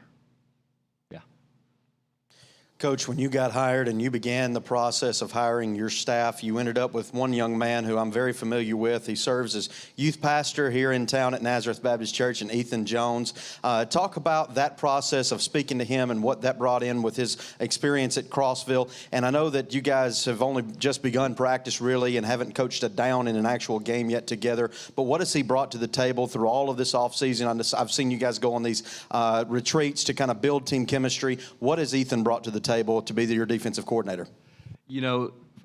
Ethan, he knows the game, but it's bigger than that, like we talked about. When I had the opportunity to bring in coaches, we wanted to bring in coaches that we wanted to surround these guys with, and he checked all the boxes. Ethan's a stand-up guy. He's a youth pastor. He brings a lot of energy. He's going to do things right. He's a man of integrity. I can't say enough things about Coach Jones because he's fantastic. He's fantastic for the kids. They buy into what he's saying, and he can relate to these guys. And that's really big because if he knows what they're thinking, and they know what he's thinking, it goes a long way. But they've grown really close with Coach Jones as well as me. I trust him 100%. He's loyal. I'm glad to have him. I'm glad to have him. Hey, Coach Davis, you go from playing at Geraldine did you ever dream or imagine about being the head coach? And to the players, you see him, he played there. Is that something that y'all would like to do? Is that a question for me? Okay. Yeah, I've had this dream since 10th grade. Since 10th grade. Now, did I ever think it would happen this fast? Obviously not, you know. But the Lord, He works in mysterious ways. I truly believe that, and it was the right timing, and I felt like I was brought here. There was times last year where it was hard to leave Crossville High School because I developed a relationship with those guys. So a lot of times last year I'd question myself, did I make the right choice? You know, just questioning when I shouldn't have.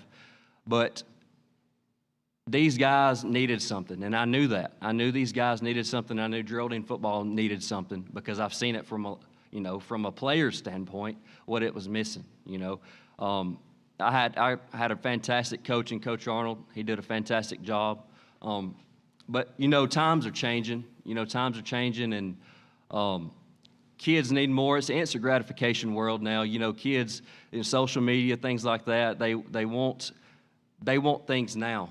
You know, they want things now, and they don't really see the bigger picture. They want it now. They don't want to buy into the process, things like that. So, understanding what these kids need, and I can relate to these guys. You know, if I'm a relationships coach, I feel like that's what's really been missing, and because these guys, they're hungry for success. They are, and you know, the wins have been there, but they're hungry for more than that. But yeah, it's been a dream of mine since the 10th grade, to answer your question.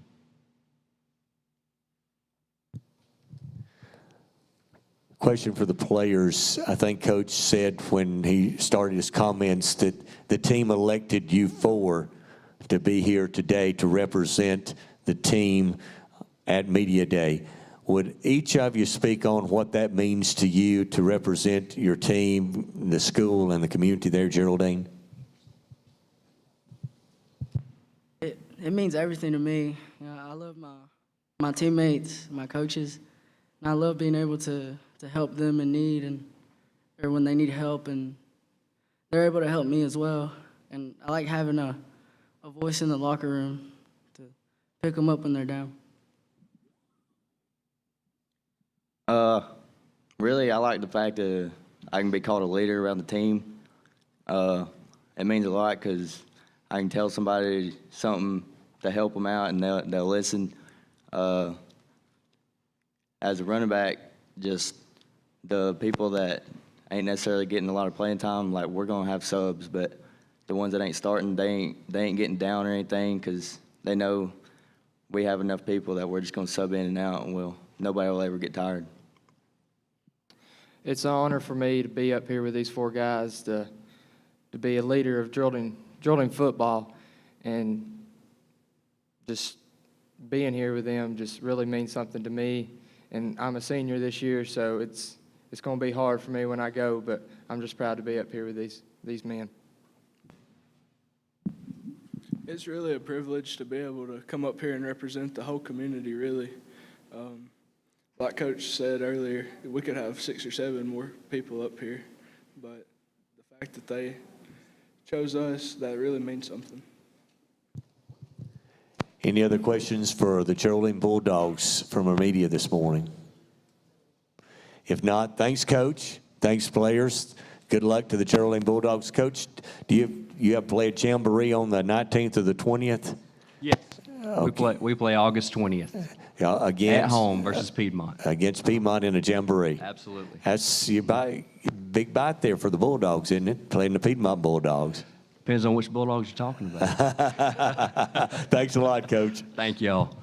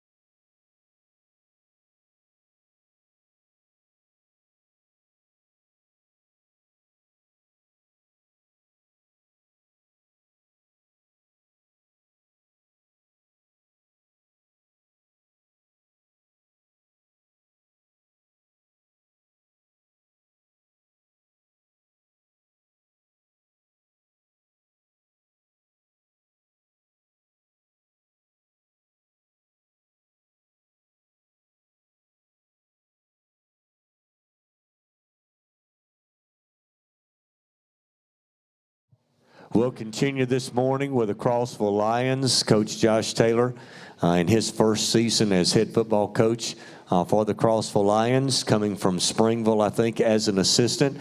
Coach, would you either introduce the players, let them introduce themselves, and give us your preseason comments about the Lions? Absolutely. Go ahead, guys.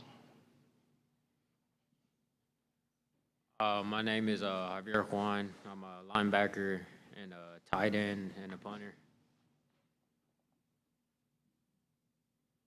I'm Kobe Leslie. I play tailback and safety. I'm Dylan Clark, and I play tight end and linebacker. I'm Dakota Causey. I play fullback and middle linebacker. I'm Christopher Nix. I play tight end and defensive end. I'll start by saying thank you so much to Allen and WQSB for allowing us to be here today. This team is a team that defies expectations, specifically outside expectations. There was a lot of negatives surrounding this program in the spring, and I'll kind of go through that list. Most folks believe we were not going to be able to field a team, and as you can see, we are. They said we wouldn't be able to have enough players to do a successful spring. We had 50 varsity players come out for spring training. We had enough to do 2 teams against each other in a spring inter-squad scrimmage with enough players to really do 2 sets for each team. We wouldn't be able to develop a quarterback or throw the football. We've been able to establish 2 quarterbacks, 9th grader Jaden Heflin and junior Caleb Causey. They've been working real hard, getting some good development, and we're excited about that. I was told we wouldn't be able to get our Hispanic student population out, and over 70% of the team actually is Hispanic student athletes. Also told we wouldn't be able to get kids coming to workouts. We've consistently had 30 to 35 kids showing up for workouts, so the majority of the team. We wouldn't be able to do 7v7 because the team hadn't passed the ball in 2 years. We've been playing. We played Southeastern and Asbury, had a great time, won a couple games, and got a lot of confidence. Saying that the Booster Club wasn't going to be there. I got a great support from the Booster Club, great officers. I got great parents. You couldn't ask for better people. And the last thing on our list is to win football games. Everybody expects us to go 0-10, and I can promise you this, we're going to play and be competitive in every single game that we play. Some other things that are really important to me is Dakota Causey here, he suffered injury during spring in which he had broken his tibia and fibula. And with an injury like that, it's hard to come back from, and he's defied all odds as well.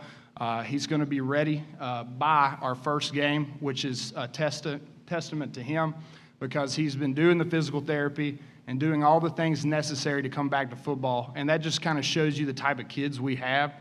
Another point that I'd like to make is I lost my older brother July 3rd. To multiple organ failure, and it hit my family really hard. He was my mentor throughout my life. He was the person that got me interested in playing football, and so the team has honored him and my family. We'll be wearing stickers on the back of our helmets, and this was the coaches and players' idea. It's my brother's initials, CR, Chris Riddle. He was number 75 when he played at Pleasant Grove back in the 90s, so it's been real special. We have a great, great community. I could not ask for a better team. I could not ask for better coaches. And speaking of coaches, we have a full staff. On the defensive side, Chuck Dutton's going to be our defensive coordinator. Riley Edwards is going to be our defensive line coach. Mark Patterson, who just joined us, he'll be our defensive backs coach. On the offensive side, Kent Colvin will be our offensive coordinator and working with the skill players. And then, of course, I'll be working with the offensive line. We also have 2 middle school coaches with Blake Wilkes, who's a Crossville native. He'll be the middle school head coach. And also, we just added Seth Phillips, who will be working with the line for the middle school. Well, Coach Taylor, that sounds like, the biggest thing it seems like with the Crossville football program has been stability. And these kids can't find anybody to trust. It sounds like, with the way you're talking, that you're going to be good for this football program. Sounds like you're starting to unite this football team, which spills over into the community. because you've got to have interest. Playing at a 5A level you guys play at, it's tough, and it definitely has been, but the success has not been there. Do you feel like you're beginning to lay that foundation and these kids are going to believe in you? Because that's what it takes. They have met me halfway. I came in and I told them things are going to be different. Just like Coach Davis had talked about, it's all about relationships. If you don't build relationships with players, they're not going to trust you. If they don't trust you, they're not going to play, or they're not going to play to the potential that they can. So it's all about building those relationships, and I think we've done a really good job this summer in team building exercises, getting together with things outside of football, and I really think it's brought all of us, including our community, back together. Coach, could you talk about your philosophy on offense and defense, the changes that we may see in this year's Lions team? Absolutely. Coach Darnell had a single wing approach, and it worked pretty well. We did graduate 16 seniors, so the majority of those players were, in fact, that single wing offense. We returned 2 starters, Colby Leslie and Dakota Causey, and that's it. So we're able to redevelop and fundamentally change everything. We're going to be traditionally wing T based because that's where I come from. And on defense, we're going to keep being multiple out of a 3-4. Question for the players, and I'd like all of you to answer this question. Phil alluded to the fact that the last 4 or 5 years there's been transition in the coaching staff at Crossville. Coach Taylor comes in, brand new coach. What do you see as a difference between what was there before and what Coach Taylor's brought in? I just feel like we're stronger as a unit. The team is really holding together better. There's better relationships. We all kind of just, everybody gets along a lot better than when it was basically playing with the coaches. Me and Colby, we've went through 3 total head coach changes throughout our whole high school career. It's been tough because we don't have any stability. As y'all said, there's no stability. But me and Colby's had to play with each other. Like, we can't play for the coaches. We have to play for each other. Because if you don't play for each other, then there's really no point in playing. And that's what I'm trying to get through this team's head. And all of us are as a team. We're a team. That's all we're going to do. We're going to be a team. Play together. We've never really had any leadership. And I feel like the leadership roles have really kicked in this year. I mean, we went from having me guys last year. It was all me guys. They played for themselves, and they never really played for the team. This year, everybody's playing for each other. There's a lot of leaders on our team, and I feel like there's going to be a really good change for the Crossville Lions. Hey, Coach, I wanted to ask, just from your opening statements, what does this mean to you as a leader of young men, as a head coach, trying to, as a lot of questions have previously been asked, trying to turn the Crossville program around? It just seems like it means a ton for you. Absolutely. I'm passionate about football, but I'm also passionate about building relationships.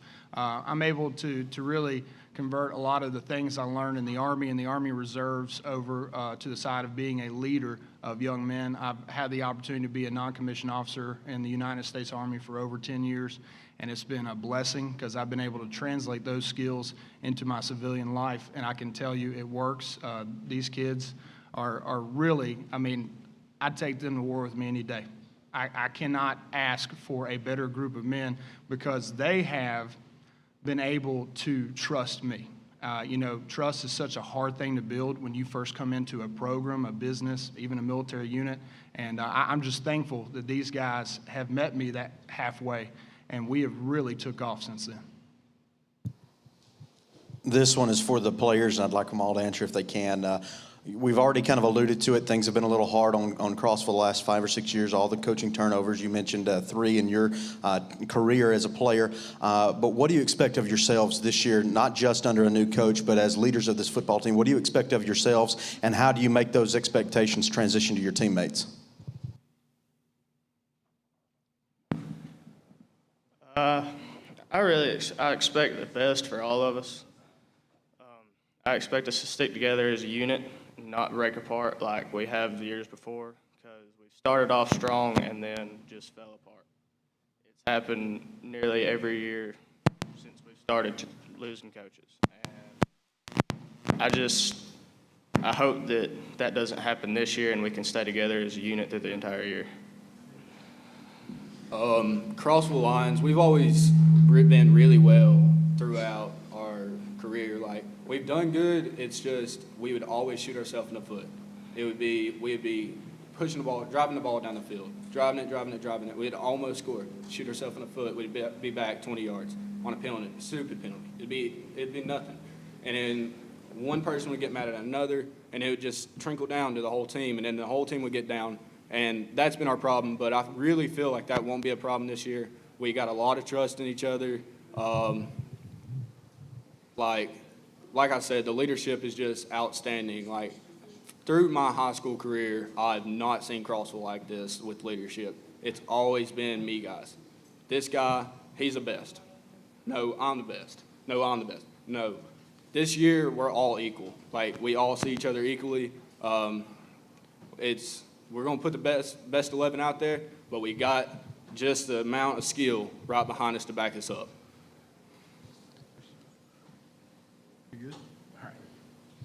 Coach Taylor, one question for you. There has to be something out there. What attracted you to this job? To be honest with you, Mr. Peppers at Crossville, I don't think that there's a better administrator in the state of Alabama. Having the conversation with him, seeing his vision for this team and for our school for the future. I mean, 1-year plan, 5-year plan, 10-year plan. To be honest with you, that got me really excited. I was already interested in the job when I interviewed, but getting to talk to him, our vision and our goals aligned, and it's just been a great situation. I don't think that there's a better administrator in this state, and I mean that heartfully. Coach, I know you're excited. This is your first head coaching job coming to Crossville. Talk about your background because you're from out of the area. Not a lot of folks know you. You were from, I believe, Springville. You were coaching in Springville. Could you give us a little bit of your football background? Absolutely. So I was an offensive lineman, defensive lineman in high school. And so when I got out of high school, went to college. Out of college, I went ahead and joined the military. And when I got out of my active duty contract, I went to Auburn Middle School. That was the first place that I worked, and I was under Coach Carter and then Coach Weingarten as a middle school offensive line coach. And I loved it. I felt like this was going to be my path. We ended up, after my tour of duty in the Middle East in 2014, my wife and I decided to move to Florida for a little while. We went to Pace High School, in which I got a little bit of OC experience and continued with the offensive line there. Then I got a call really close back to home, Rimlap, Alabama, with Southeastern. Their coach, Coach Kevin Bird, met me in Evergreen, Alabama, to have a nice little interview. And I felt like that was the right move. I went up there, and I was the offensive coordinator there, and I enjoyed it so much. We had great kids there. And then home came calling, so I went back to Springville, helped with run game coordination and offensive line, and I loved it. I felt like I learned a lot from each coach that I've been under, and it's really helped prepare me for this situation that we're here. All right, Coach, thanks a lot. Thanks, guys, for being here. And Media Day today, I believe you open on the road at New Hope on the 20th. We've changed that to the 21st. We're going to play on Saturday. You're going to play on Saturday night then? Yes, sir. All right. Thanks a lot, Coach. Thank you. Good luck to the Lions this season. Go Lions.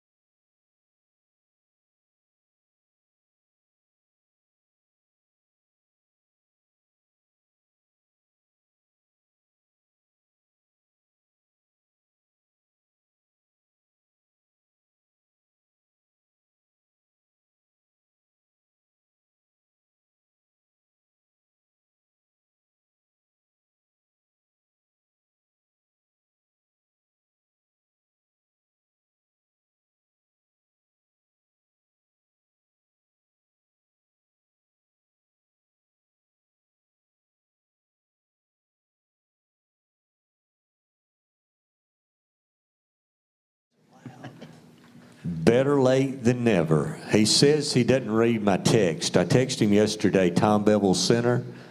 He goes to the Civic Center. Well, But, Coach, as Phil Harris says, you're the star, so you can show up anytime you want to. we were actually on time. Oh, okay. 30 seconds. We were First 30 of all, seconds early. of course, everybody knows. I'm not going to introduce him. I'm just going to say congratulations on being named the State of Alabama Coach of the Year for all classifications. Congratulations to you. Thank you. Introduce your team, or let them introduce yourselves, the guys you brought with you, and let's talk about the Fife Red Devils. Okay, this is Kyle Dukes, with all these guys, seniors, of course. Will Stevens and Austin Mulligan. Unique positions? We don't know. They play everywhere, so we. Just give us a preseason view of the Fife Red Devils to get started this morning. Well, we just trying to stay on task, working hard, and doing the same old stuff we've been doing, I guess. Gets old, I'm sure, to these guys, but, you know we graduated a great group of kids, and we got some good kids coming back. So we'll see what happens.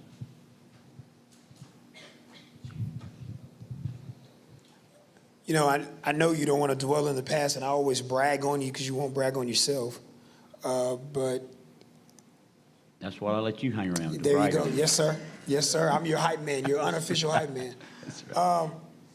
I just want to ask for you and players, with the success that you all have had over the last, the number of years, of course, winning the 3A title last year, the mentality and the mindset of just winter, spring, fall camp leading into the season, has anything changed, or more importantly, has it ramped up more, considering you kind of have the proverbial target on your back at the 3A level now?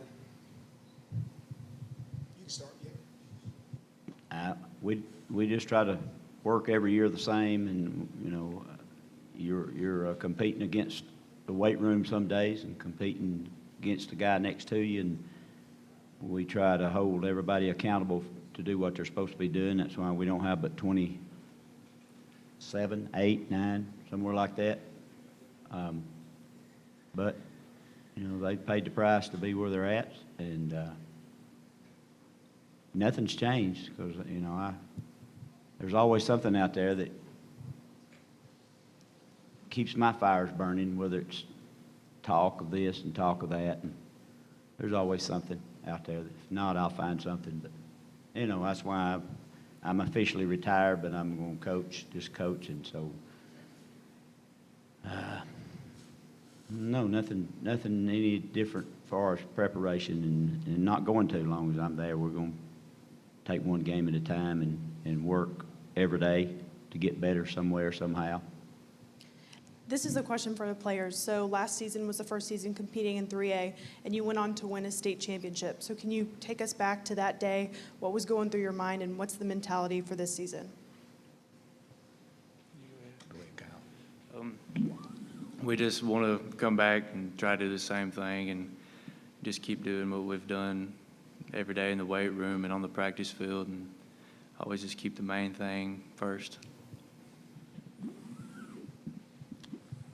Probably try to work harder than we did last year, and just keep the same mentality. Just stay focused throughout our difficulties, and always keep a straight mind. Coach, question for you. Can you take us through a day in the life now that you're going to be officially retired and just coaching football? Not much difference. I'm going to the weight room every day. I'm not going to miss that anyway, because I think that's why we're where we are. And I wished I could go in some days and take it easy and relax, but that's just not in my DNA, I guess. So, maybe this spring or this deer season I'll have a little more time, but probably not much difference. And real quick for the players, since he did get Coach of the Year, just kind of describe what it's like playing for someone of his caliber. Well, it's good to have a coach like him because you get life lessons and get to take everything, not just the football field, just kind of always throughout life.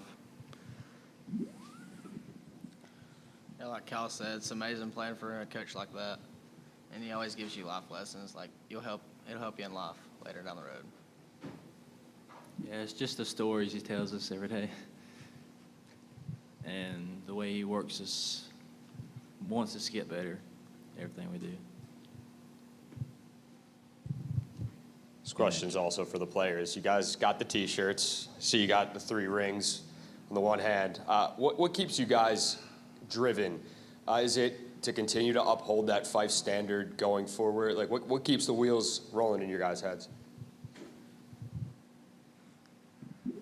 Well, I mean, as a high school player, most people always want to win state, and then once you have someone to push you, and then you got people in the weight room and in the locker room, and y'all always kind of just talk about it, and you kind of do the extra things just to make it happen.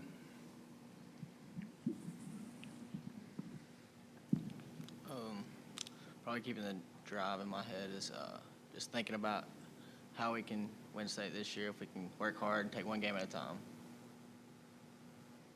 Yeah, it's just the weekly preparation and the consistency we do with it. And I'd like to speak on that too. We're not, every year don't talk about state championships really. We just try to do what we're supposed to do that day. And I don't think I think they'll tell you I don't get up and make no speeches about winning the state. We want to be winners, and we can be winners in lots of ways other than winning the state. And that just sometimes happens, but you know, you can prepare and do everything it takes to be a winner and play hard as you can play, and you are a winner regardless at the end of the year what happens. This will be for the players because I get to talk with Coach every Thursday during the season. I don't get to talk with you guys much, so I'll ask the players this. With as many seniors as have graduated off this last team, and more specifically leaders within that senior class like Ike Rowell and Caleb Lyles and even Brody Dalton headed off to UAB, what does it mean for you guys not only to be seniors now but to have to kind of step up, take that mantra of, okay, we were contributors, we were leaders on this last year's team, but now this is our team. What does that mean to you guys that this is your team now? Well, you kind of just want to drive everybody just to want to do the right things and give it their all, and always just understand why they're doing what they're doing, and it's not just punishment, it's for a good reason.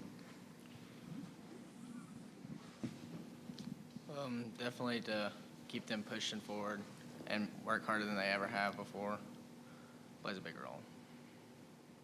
Just like Coach said, seniors this year has got to step up more than they did last year. And the juniors this year got to step up more than they did last year. Just a chain of stepping up. Coach Benefield, you've been in this a long time, and you and I know wins and losses are very important, but what keeps the fire burning for you? Is it the relationship with the kids to see them be successful and becoming winners in the game of life, not just on the football field?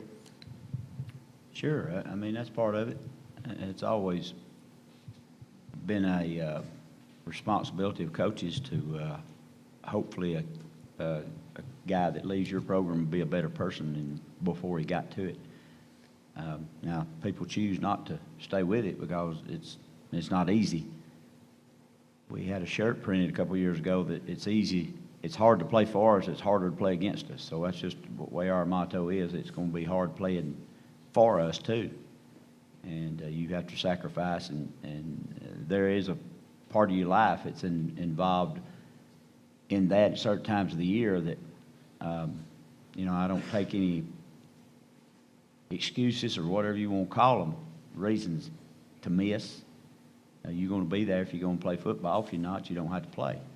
It's a privilege. It's not a right to play. So, no, I'm not going to change. I don't see too late for me to change. Coach, I know you brought 3 outstanding players, 3 leaders of your football team. you lost a lot of good players. You've already talked about that. Talk about some of the guys that we may not have heard of that's got to step into important positions for the Red Devils to be successful again this year. Well, these three guys here have got to play very, very well every night, and better than they've ever played.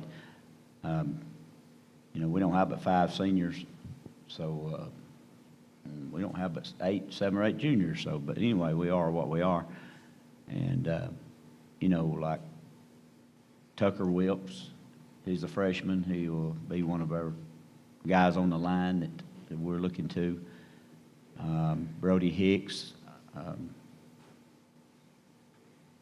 Evan Chandler, Jake Wooten, guys like that. It's got Jair Balcazar really had a good summer. We hope that turns into a good fall and all that. You know, we just want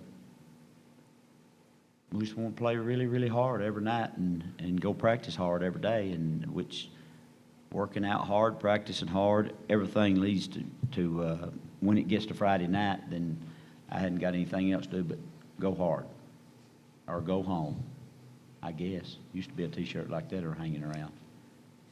So anyway, we'll do the best we can, and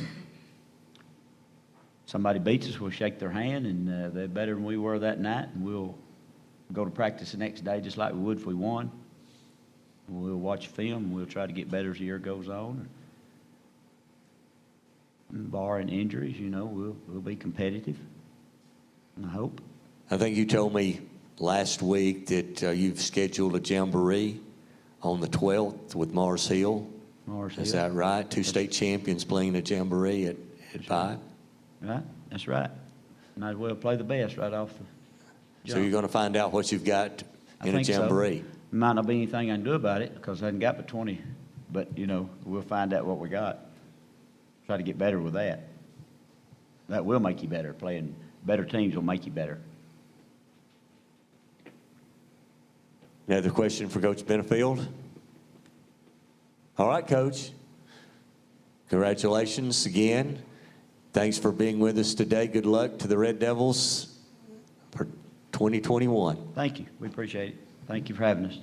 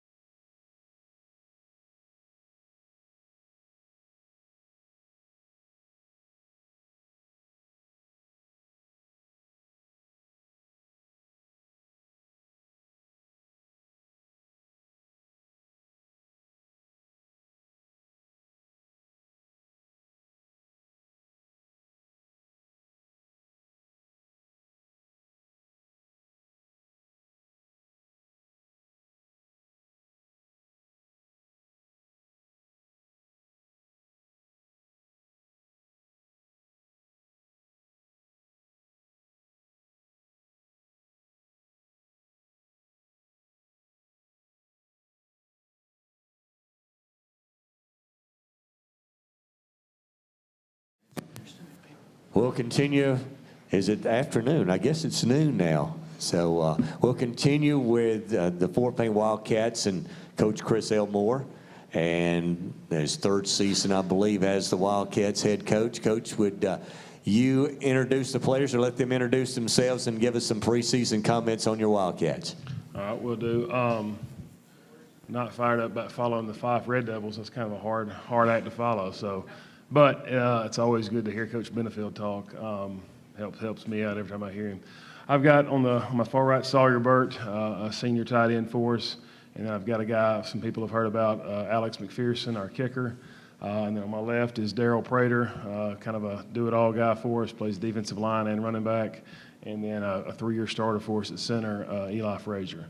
As far as, the season and the expectations, similar to some of the stuff he said, we're going, the goal every year is like everybody else is to try to play the best we can play, whatever that may be. I'll say this, I think any coach would tell you that they hope to have a team one time in their career, and this will be I guess year 9 for me as a head coach, 5 at Chelsea and 3 here, and this will be my 4th year here. This is shaping up to be, at least right now, the most enjoyable team that I've had the chance to coach. Is not just because we've got some good players, and we do. I've got 4 really good players with me today. All 4 guys have got high potential to play at the next level. But we've also got just a bunch of guys on the team that just, and I talked about this morning when we finished practice, we just got a bunch of guys that love football. They just love being out at practice, love competing, love learning about the game. And it really makes my job easy because, I guess every year I've done this up until this year, you've always got the 2 or 3, maybe 4 guys on the team that you feel like you kind of got to drag it out of them to get there, and you kind of got to, stay on them about being to practice on time or whatever it is, or practicing at a high level. And I'm honestly telling you right now that this team is easy to coach because they want to be there. And we practiced 7 times this week. Had 2 two-a-days. Every day was in the morning, and of course had 2 afternoon practices. And we're there. We're all there. We're all trying to get better. And they, like I said, they want to learn. They want to see why they did something wrong and how do they do it better. And so does that mean we'll win a lot of games? I have no idea. I don't know. But I know one thing, it's going to be fun to coach them because they're going to enjoy competing every Friday night and going to want to get better from game 1 to the last game of the year, whenever that may be. Hey, Coach, how are you? Good, how are you? I'm well. I know they're going to talk amongst themselves when you're not around, and I know they feel like there can be a really good football team. What makes this group, just leading into week 0 and Jamboree time and whatnot, that you believe that they can be a special group to kind of springboard them from last year to this year and make a special run? Well, we've got a lot of guys that have played a lot of footballs. Number one, Sawyer is a 4-year starter for us. Of course, Alex has been kicking for us since his 9th grade year. Daryl started as a 10th grader for us, and Eli started as a 10th grader for us. So that's just 4 guys in particular, and we've got some more guys that have got a lot of experience too. Now, we're young in some spots, but we'll have a brand-new quarterback this year. We'll have a couple of brand-new linemen. So it's not like we return everybody, but I think the exciting thing for us, and I think they would tell you the same thing, is these guys have been playing a lot together. And the last 2 years we've made the playoffs, or last 3 years really. But the experience, I think, is the biggest thing. And again, I've got a center sitting over here that can literally tell you what everybody on offense does. I mean, he can. I mean, I get on my receivers all the time when we're in film. I say, okay, somebody tell me what so-and-so has it right here. I say, somebody besides Eli.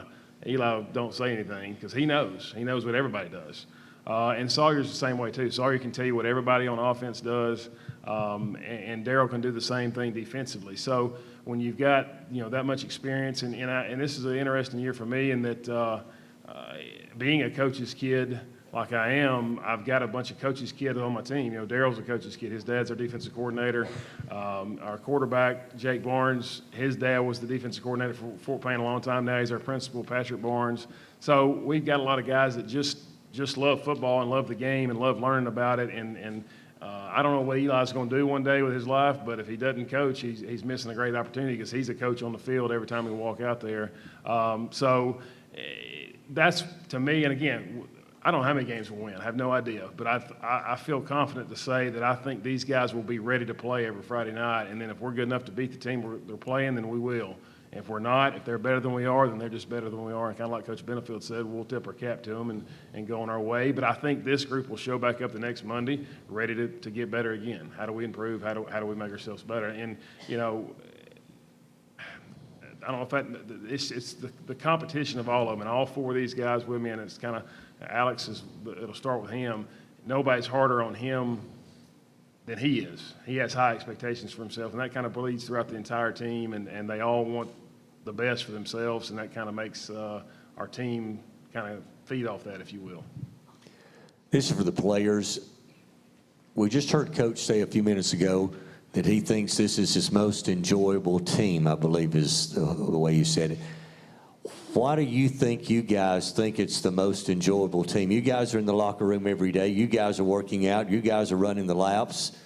Why is this the most enjoyable team for Coach Elmore? For me, I think it's definitely the most enjoyable because we're the funniest. I mean, we just make a joke out of everything. You know, we take it serious at times when we need to, but we're always willing to have fun with each other in the locker room, on the field. Whenever we can be serious when we need to be, but, you know, we always like to have fun too. So I think that's why we're super enjoyable. We like to be around Coach, great guy, great coach, you know, for all of us, great mentor. And so, yeah, we just like to have fun, but when we're serious, we're serious. So I think that's why it's enjoyable, because we can be serious when we need to, but when we're not, we're a lot of goofy guys like to have fun, so. I'm kind of like with Alex. We're a bunch of goofy guys. We always find the positives, and no matter what we're doing, even if we've messed up, well, at least we did this good. And then, like he said, we can have that killer mentality when we need to. And we've got great coaches, great people to be around, great teachers, everything. So I think that's why. I think our team is very enjoyable because most of our team has been around each other since middle school, and we have that great chemistry, and we just love to be around each other. I think our team is enjoyable because we're just friends. We all hang out every day. We're together after practice, before practice. I mean, we go to eat together. We're just close bonded together. Makes it an enjoyable team.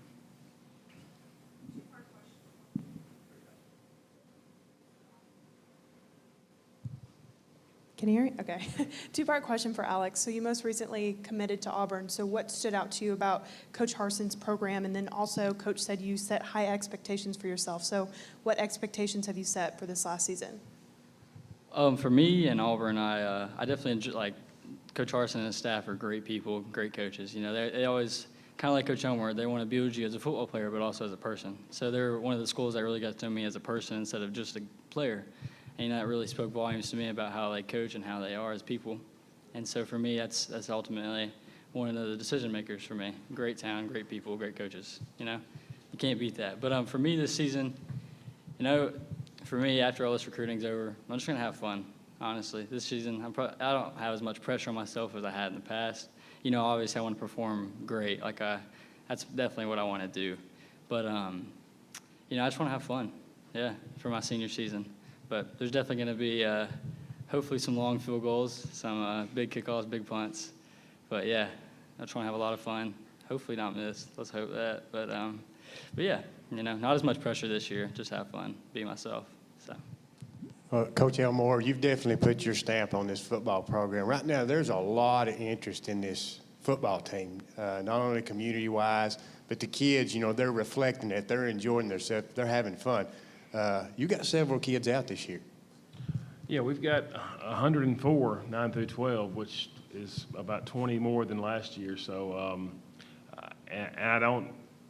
Somebody's asked me why. I don't know what the answer is, to be honest with you. I hope it's what you said. I hope that the way we try to treat them and the way we try to work them and the way we try to, you know, develop them, not only as players but as people, I hope that maybe has become a little contagious and made more people want to be a part of it. And so we've got a few new guys out that hadn't been with us before. And I heard one of them say the other day that he hadn't been out, been playing basketball, running track, and he decided to come out this summer. And I heard him say to somebody, I don't know why I didn't play football sooner. I have so much fun out here.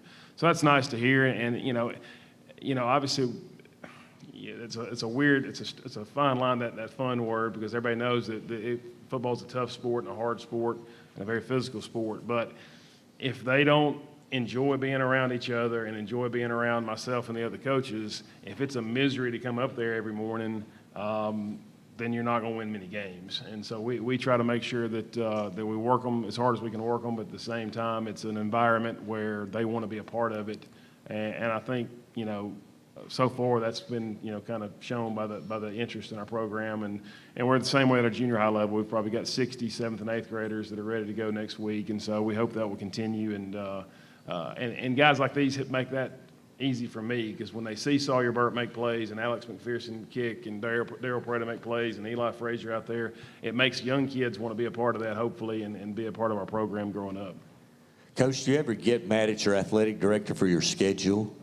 I looked down your schedule: non-region Athens, Gadsden City, Etowah, North Jackson, and I believe you're in a jamboree on the 12th against a pretty good Guntersville team. Yeah, I'm going to blame the guy who makes the schedule, but informally I'm blaming myself, so that would be me. So, in fact, Mr. Jett, who's now our superintendent, who was the principal and athletic director at the time when the schedule came out, he kind of called me in a couple times and said, are you sure about some of these that you're wanting to play? And, you know, and the reality is I tell these people all the time, we're in a spot in the state where it is difficult sometimes to get games because we're so far kind of removed from everybody, and there's not a lot of people in this county and our neighboring counties that are our size, so it becomes difficult to find non-region games. And we definitely were not necessarily looking for Athens, but Coach Gross and I talked and you know, didn't get to play this game last year because of COVID concerns, ended up playing Briarwood instead, but kind of like Coach Benefield just said with playing Mars Hill, I think to get better, you got to play good people. And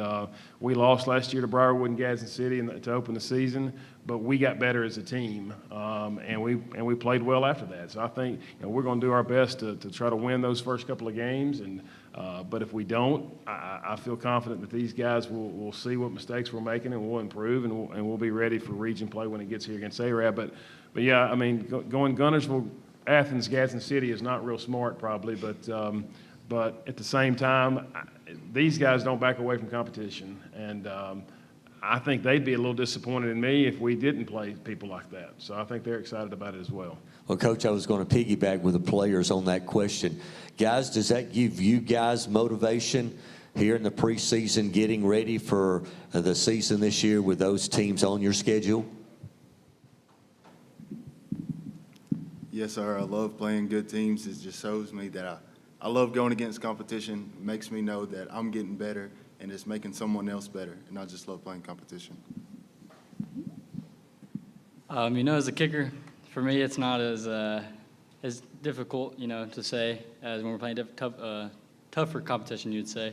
But it's great getting to see my buddies out there competing, working their butt off to win games and to compete and get better with other great schools. So for me, it's great getting to see my buddies and all my friends out there getting to compete with difficult schools and getting to play them.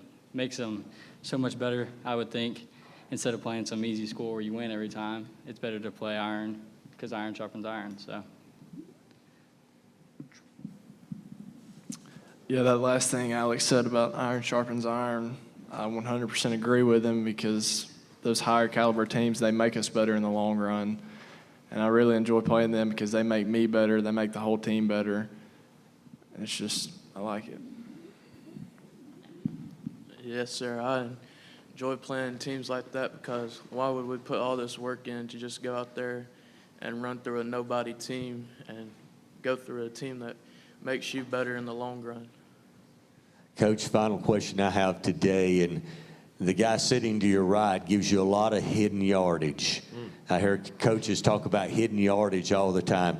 Could you talk about that and how important that is for a football coach and a football team? I could probably talk for hours about it, to be honest with you. And this time next year, you'll be seeing me coming here with kind of a long face because I'll be trying to figure out how to regain some of that yardage. He changes the game every Friday night. I tell that all the time. I don't just say he's sitting beside me, but when you've got a guy that every time we kick off, unless something crazy happens or if it's one of those 20-degree nights, it's going to go in the end zone. And more times than not, it's going to go out the back of the end zone. It makes our job easy preparing for kickoff every week. If somebody's got a elite returner back there and I know he's kicking in the end zone, that's one less thing for me to worry about. They obviously have now got to go 80 yards every time we kick off, and the biggest thing he's done for us is changing the game on punting. He's not even really he didn't really even consider himself, I guess, a punter necessarily. He just kind of does it on the side, if you will. But he kicks balls that go in the air. It looks like they were dropped out of a blimp up there, and they go about 45 yards. And it flips the field every time. And then when you're sitting there, when you cross the 40, he'll tell me when you cross the 45. You're in field goal range and legitimate field goal range, and he'll if we're at the 45 and I call punt, he'll nudge me or something because he'll say no, let's kick it, we can make it, and so I have to kind of do a double take, but he's right. He's capable of it. And like I said, with the high school rules, I've said this 100 times, with the high school rules, you're not afraid to try those really, really long ones because if he doesn't make it, it's going to go in the end zone. They get it on the 20 anyway. But he's a weapon, and it's a guy that we're going to really enjoy this last year, and they're going to enjoy watching him flourish at Auburn. And then I'm going to have to figure out how to coach again next year when I don't have him beside me. All right, Coach, thanks a lot. We appreciate you and the guys being with us. Good luck to the Wildcats, and I believe it's the 12th that you play Guntersville in the Jamboree? Correct, yeah, Thursday night at Guntersville on the 12th. And I think there's been a little confusion on the, make sure I'm clear on the Athens game. That game should have been at Athens, but because of the new rule, if you had to forfeit last year, you have to travel. Right. So Athens is coming to us. So we open up with 3 home games with Athens, Gadsden City, and Arab after that. All right, thanks, Coach. Thanks guys.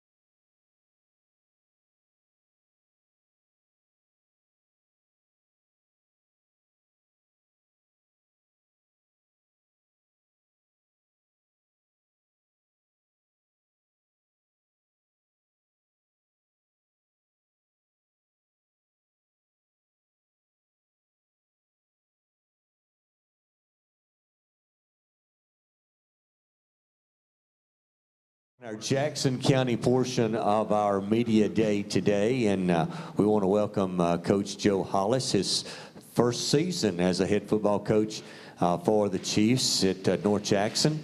And Coach, if you'd introduce the players or let them introduce themselves and give us some preseason comments on your North Jackson Chiefs. Okay. To my right here, we have Myron Walton. He's a senior. He's a running back starting safety for us. He's had a really good summer camp. Really been working hard this spring, bought in real early, and he's going to be a big-time leader for us this year. And to my left, we've got our offensive tackle, defensive tackle, Peyton King. He's returning. He's been a 3-year starter for us, has been all-region the last couple years, and he's a really hard worker, big leader, 6'4", about 345, so he's having a heck of a summer camp, and we're really excited about this upcoming season. This season, this group of guys we have has done a tremendous job of really working hard this summer. We've got new coaches. There's only 2 of us that are returning from last year's staff, and this new group of coaches over the course of the last 2 months have really been pushing these players hard and asking them to go above and beyond of what they've been used to, and it's been very productive. We look forward to just getting back to good old-fashioned football. This game is not that complicated, and us coaches try to make it a little more complicated than it actually is. It's about base fundamentals, being able to block, tackle, run with the football, play great defense, play great special teams. And this group of guys, now, I wish we were like Coach Elmore in Fort Payne and we had 104. We've got 43, and these guys have been working their tails off, and doing a great job. But you know, they're going to get a lot of reps. We're going back to the old school way where guys play both ways. And, you know, it's going to be, depth's going to be something that a lot of our 2s and our 3s are going to be guys that are going to get a lot of quality reps in football games this year. But it's been fun to see. It's been fun to see the excitement level of the kids with just getting back to old school football. We're not anything special. The players are kind of like me and the rest of the coaches. We're just guys that are going to get where we're going to get by hard work and competing in everything we do. From the time they show up, that's all we've worked on is doing the little things right, executing every assignment, whether it's in the weight room, in the classroom, or on the field.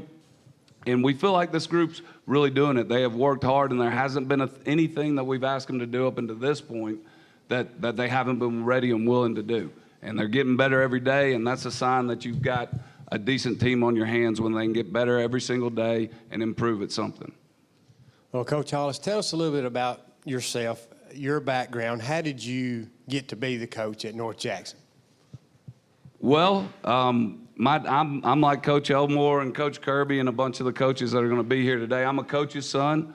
My dad was a college football coach. He coached for about 30 years in college. He was a head coach and an offensive coordinator. And so I just kind of, like my kids, I grew up around it, and I realized that I wasn't quite the athlete that the guys he was coaching were when I was a high school player, and I had a choice to make on whether or not I wanted to stay in the game of football. I didn't want to ever feel like I was actually going to work. So it served me better to be a coach because athletically I wasn't good enough to be a player. So it kind of gave me an excuse to grow up and be a kid for my entire adult life because I don't feel like I ever really go to work.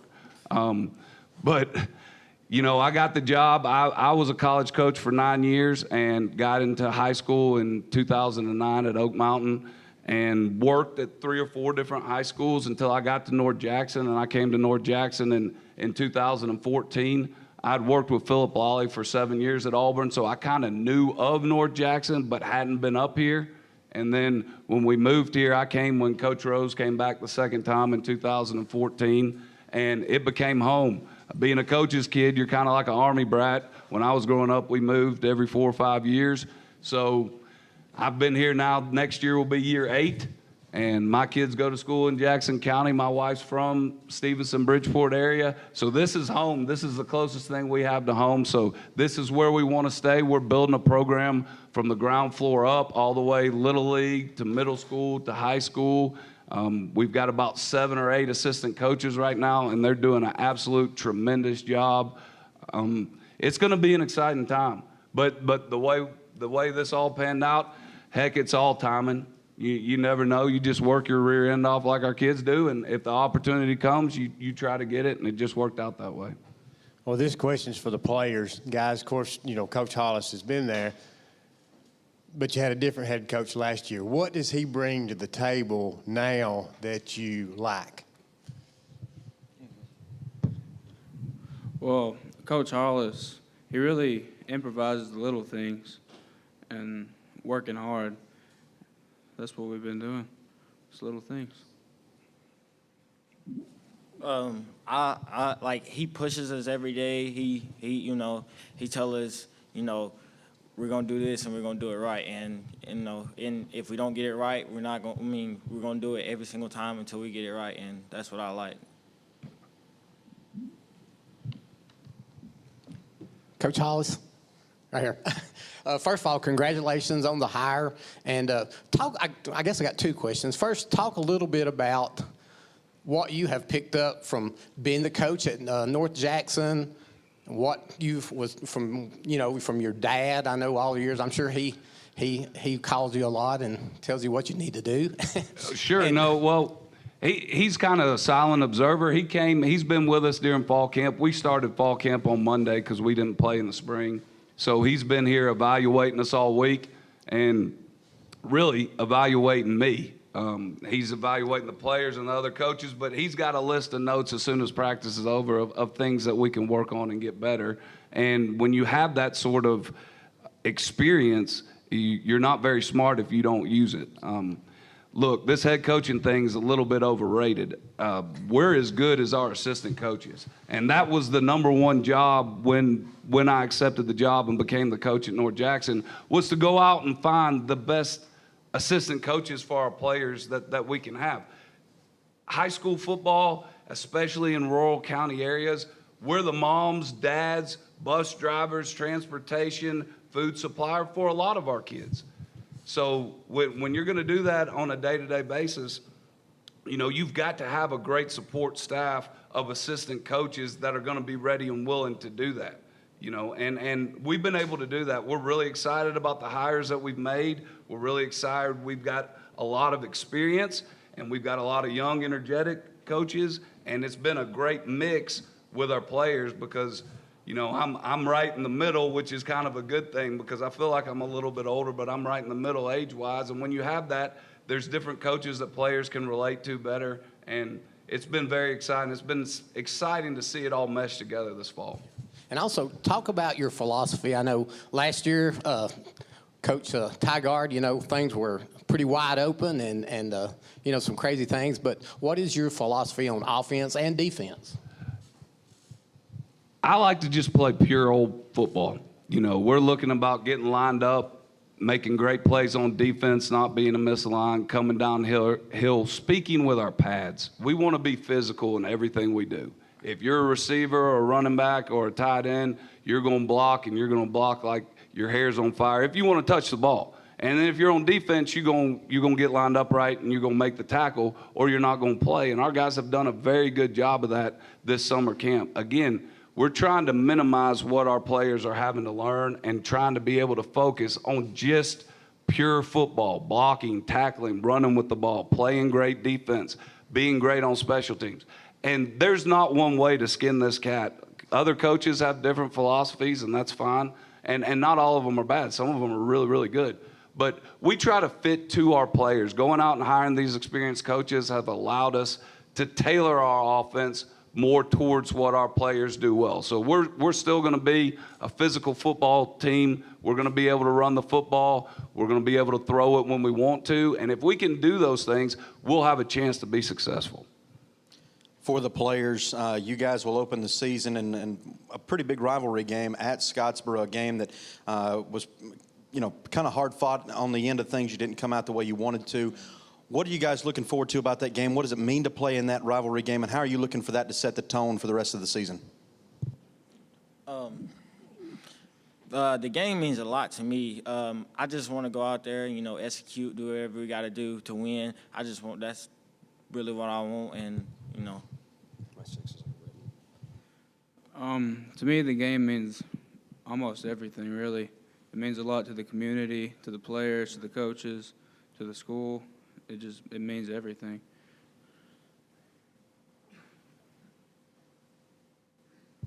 This is for the players. I went out to meet the Chiefs a couple of years ago, and seeing the entire community come out was just like crazy. What does football mean there in North Jackson? And that's kind of a loaded question. I know it means a lot, but I want y'all to describe it.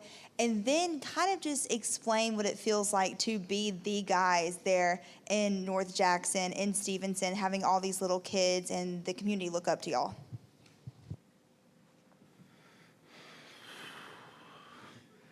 Well, I don't really know.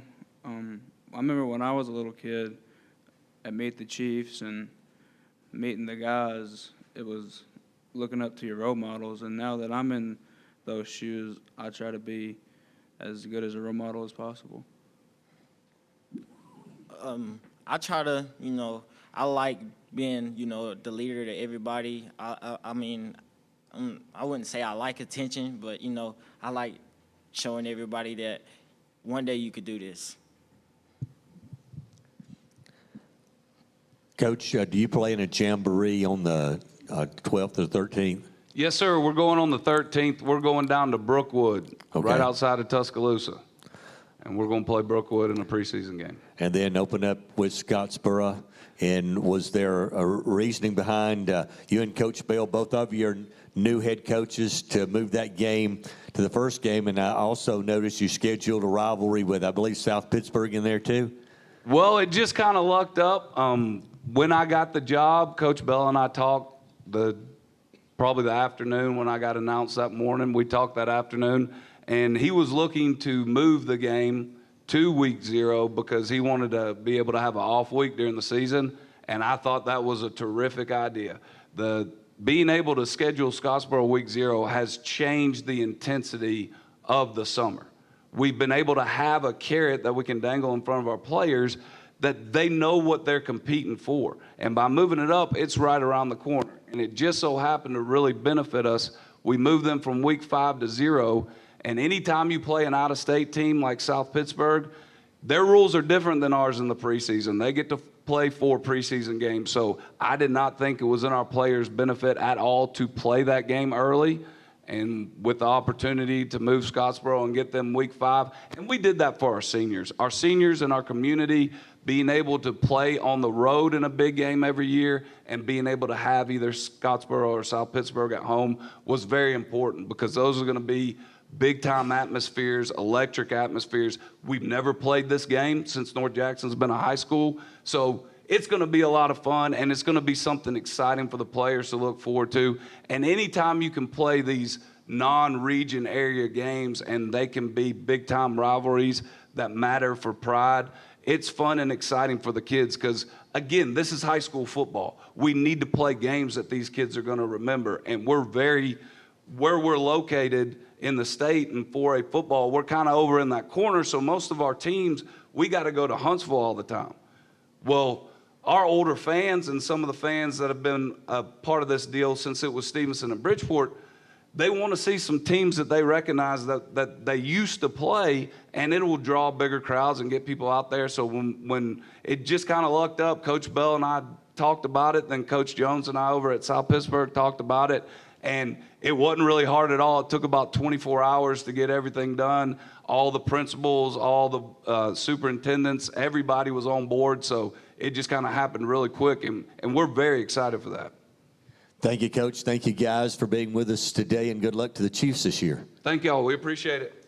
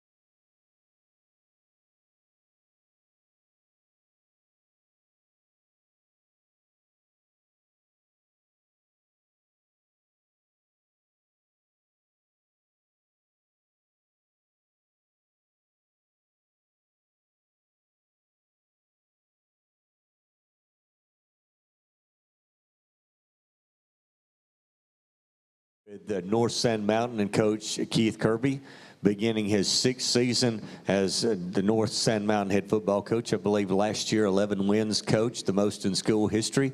So congratulations on that. And if you will introduce your players or allow them to introduce themselves and give us some preseason comments, we would appreciate it. Thank you. Right here to my left, I got Tanner Bofield. He's a 3-year starter for us. He plays O-line and D-line.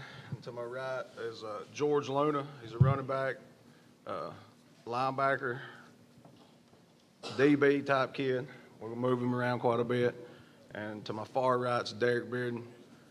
He's a receiver, DB type. And both of them have been a part of the program for several years. In fact, about their whole high school careers, I believe.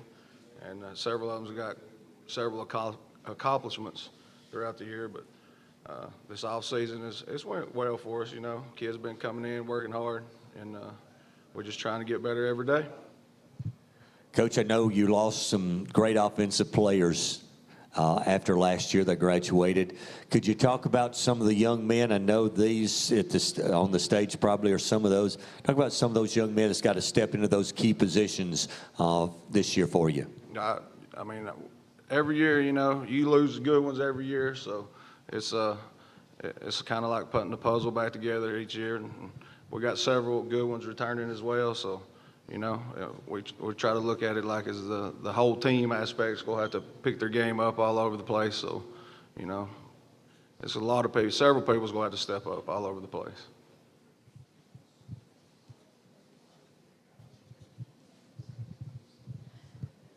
Kind of just describe the team's attitude coming in. Did y'all start practice this past week? We did. We started Monday. Okay, so just the atmosphere in which y'all started practice coming off that region win last season. I mean, no, it was a lot of excitement. You know, everybody's trying to come in and do their part and try to keep it rolling, keep it headed in that direction. And I think we had a good start here this first week of practice here. And can't say enough about these kids that they keep coming in, working hard every day, and it's been like that all summer. So it was a good start for us. I've seen you guys run a lot this summer. What keeps you going, showing up to practice every day? Well, I mean, last year we set the bar pretty high, and it's going to be a real challenge to get back at it this year. So we're just going to have to keep working during the summer and getting better.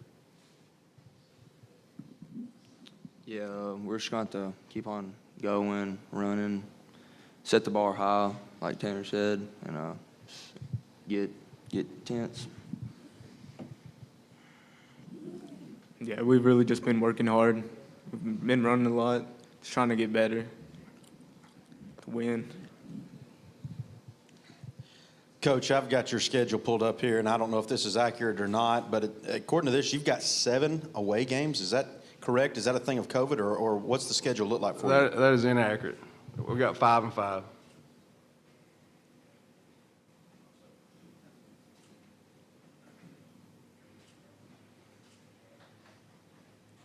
This will be directed to the players. Guys, we've already alluded to the fact that last year was the most successful year for North Sand Mountain football, 11 wins. So there's some high expectations as we go into this year. Talk about your work ethic and as leaders pulling this team together to try to achieve even more this season. Yeah, I mean, it's just made us work even harder thinking about what we did last year and how we could do better than last year and just do good this year, go more than 11 wins, maybe win region for the second time. Yeah, a lot of people have to step up this year. You know, like people have to be more leaders, just work better. Yeah, that's really just pushed us to work even harder over the summer and over practice. Coach, this will be directed at you because I know you're a North Sand Mountain graduate. I think your dad was the football coach, maybe basketball coach up there. Been up there, I guess I've known Eddie Kirby for a long time, and he's been there a while. I don't know how long he's been there, but you're from there. How does it make you feel as a graduate to come back in as the head football coach and how the success that you've had, because I think all 5 or 6 of your seasons there, you've had a winning record, and that really hasn't been done at North Sand Mountain down through the years. Right. It's exciting, you know. Like you said, my dad was a coach, and it didn't always go the way he wanted it to go. So I've seen the bad times there, and, you know, we're just trying to avoid them at all costs. So it's really exciting to be a part of what we've been doing. So makes you proud of it, and try to keep it rolling. Well, this question's for the players. Guys, what is it like to play for Coach Kirby? Tell us, give us a little insight on what it takes to make him happy anyway. Yeah, it's really exciting to play for Coach Kirby. I mean, there's no dead moment anytime at practice. He's always hollering in your face, wanting you to get better. He's real fundamental, and I really love him. Yeah, he's always screaming at practice, telling us what to do, getting it right until we get it right, you know. So, yeah, it's real fun playing for him. Yeah, you know, he's always pushing us to work harder every day, trying to get us better. Kind of going off that, after this for the players, after the region win last season, did you see Coach Kirby's like demeanor change? Like, do you remember anything he said to you guys post game? Well, I don't really remember anything post game. I just know it was really exciting because it was the first time we've ever won one, and it really didn't change that much. We stayed humble and just worried about the next game and the playoffs and everything. Yeah, after that region championship, I was just crying after that, man. I was so excited. It got me so hyped up for the next game, you know, so.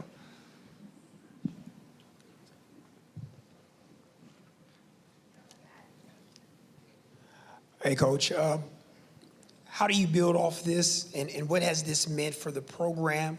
Kids that you may have not been able to pull up to the football field, but now kind of their eyes are open to see what the culture and kind of the mindset you've set? Yeah, you know, it's what we've been trying to do. You know, we try to get them out at young, 7th, 8th grade, and try to keep them out. I think it just adds to the excitement, and I mean, I think we got a few new faces out because of it, and I feel like one of the keys is trying to keep them kids out the whole time, try to keep them in your program, trying to keep them working, even though they ain't going to be the ones that the younger ones may not get to play as much or all that. If you keep them in, there ain't no telling what that kid will turn into by the time he's a senior. So, you know, we try to get them out, keep them out, and I think this just, you know, added to it. Coach, you're playing in a jamboree? We are. We're playing in the Cherokee County Jamboree. Okay. It's going to be at Sand Rock. That'll be the 19th, I believe. The 19th, yes. Okay. No, excuse me, that'll be the 13th. No, it'll be the 19th because you play on the 27th, right? Yes. Against Dade County, a rivalry game. Yes. And I'll ask the guys, piggyback on that, you work harder because you know you're playing a rival to open up your regular season, and are all of you guys seniors? Yes. So it'll be your last year, your last chance to play in that game. How special is that for you? Yeah, it's real special, especially this year because we didn't get to play them last year because of Corona and everything. And we've always grew up around them, like I've hung out with them my whole life, and it'd just be a good thing to brag about when we're older. Just tell them that, you know, I beat you your senior year and everything like that. Yeah, it gets me real excited because we didn't play them last year, so. And because over the past couple years we beat them. So this one really counts because we're seniors, so it's going to be real exciting this year to play them. Yeah, you know, it's a big rivalry game, and we just really want to beat them. All right, Coach and players, thanks for being with us today. We wish you the best of luck, and for the season, thank you for coming. I appreciate y'all doing this.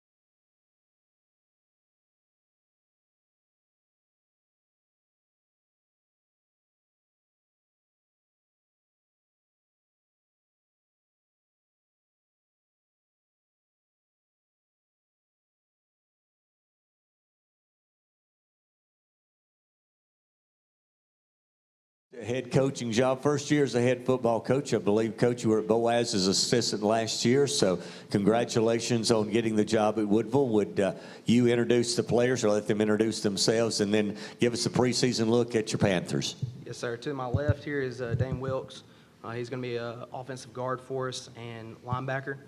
To my right is Justice Archer. He is going to be moved to tight end. I believe he played tackle last year. He's going to move to tight end for us this year and play a kind of hybrid linebacker, defensive end type outside linebacker. So had a really good summer. Really excited about the work that these guys have put in. These are 2 of our 3 seniors.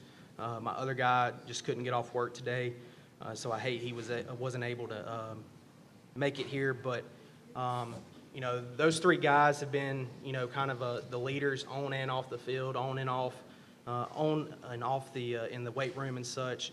You know, pushing guys, teaching guys, helping guys along, learn the system. You know, we've got guys that have already gone up on their max. I got a 9th grader that's going up on his squat max 90 pounds. He's a 9th grader squatting 405, and that was at the end of his workout. So after about 4 or 5 sets there of heavy weight. So max week is next week, so we're really excited about that. I think the kids are too. I think they know that they've gotten a lot stronger. All of them have at least hit their max at the end of the workout or gotten a lot more than that. So we're really excited about that. We started our fall camp because they had a spring game back in the spring before I was there. So we start that next week and looking to turn our focus towards Ider. This summer we've really just kind of focused on us, getting better on us, ball security, blocking, tackling, making sure that these guys know that we're going to run to the ball and be very physical. So. Well, Coach, tell us a little bit about you. We know you were assistant at Boaz last year. Give us a little bit of a bio on you, how you ended up getting the job at Woodville, and then also after that, players. Coach Van left, outstanding football coach. What does Coach bring to the table that you like so far? Well, as far as me, I played at Susamore, so Blount County, so I'm not too far away from here. And played a couple of schools up in DeKalb County and such, and Jackson County. That's kind of where I fell in love with the game. Susamore has a very rich tradition, and you know, when I was there, Bubba Jennings was my coach, and he was a father figure to me, and honestly, him and along with my other coaches, that's kind of why I got into coaching. I wanted to be that for my players, and so you know, I helped him a little bit, volunteered a little bit for him going through school, got out, got a job at Boaz where I had family there, got to coach a nephew who's there now, and you know, I've been there, that was 6 years, worked my way up. I think the first year I started off in middle school, was quickly pulled up the next year, and been up on varsity ever since. Wound up being the special teams coordinator there and DB's coach for 3 years there. Great memories there, great people. Coach Sullivan's got a first-class program. He's a first-class coach, and he's going to continue to do great things there. And, you know, the job came open, and people were asking around and asked Coach Sullivan, and he asked me, and I was like, well, yeah, I'd like to kind of look into it, and went to the interview and basically asked if I could go see the place, and I fell in love with it. First-class facilities at Woodville. You know, I was told that by some other people that have been at the school before, and I was like, yeah, it's a 1A program, you know, so. But brand new weight equipment, brand new field house, great facilities, and you know, I fell in love with it. Then watching film on the guys, and they told me in the interview, you know, you're gonna have one of the biggest offensive line and defensive line that you'll see all year, and of course that's how you win ball games, is up front in the trenches, and as you can see, these guys are not too small, you know, so. You know, there's a lot of excitement for me. This is my first head coaching job, and I'm truly blessed to have the opportunity to coach these guys, and looking forward for the season to come. So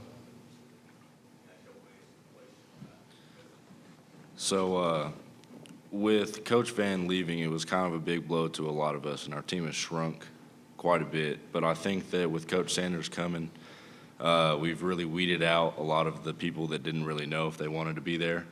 And everyone that is there is definitely bought in. And I think that the quality of our players this year is really going to make a difference.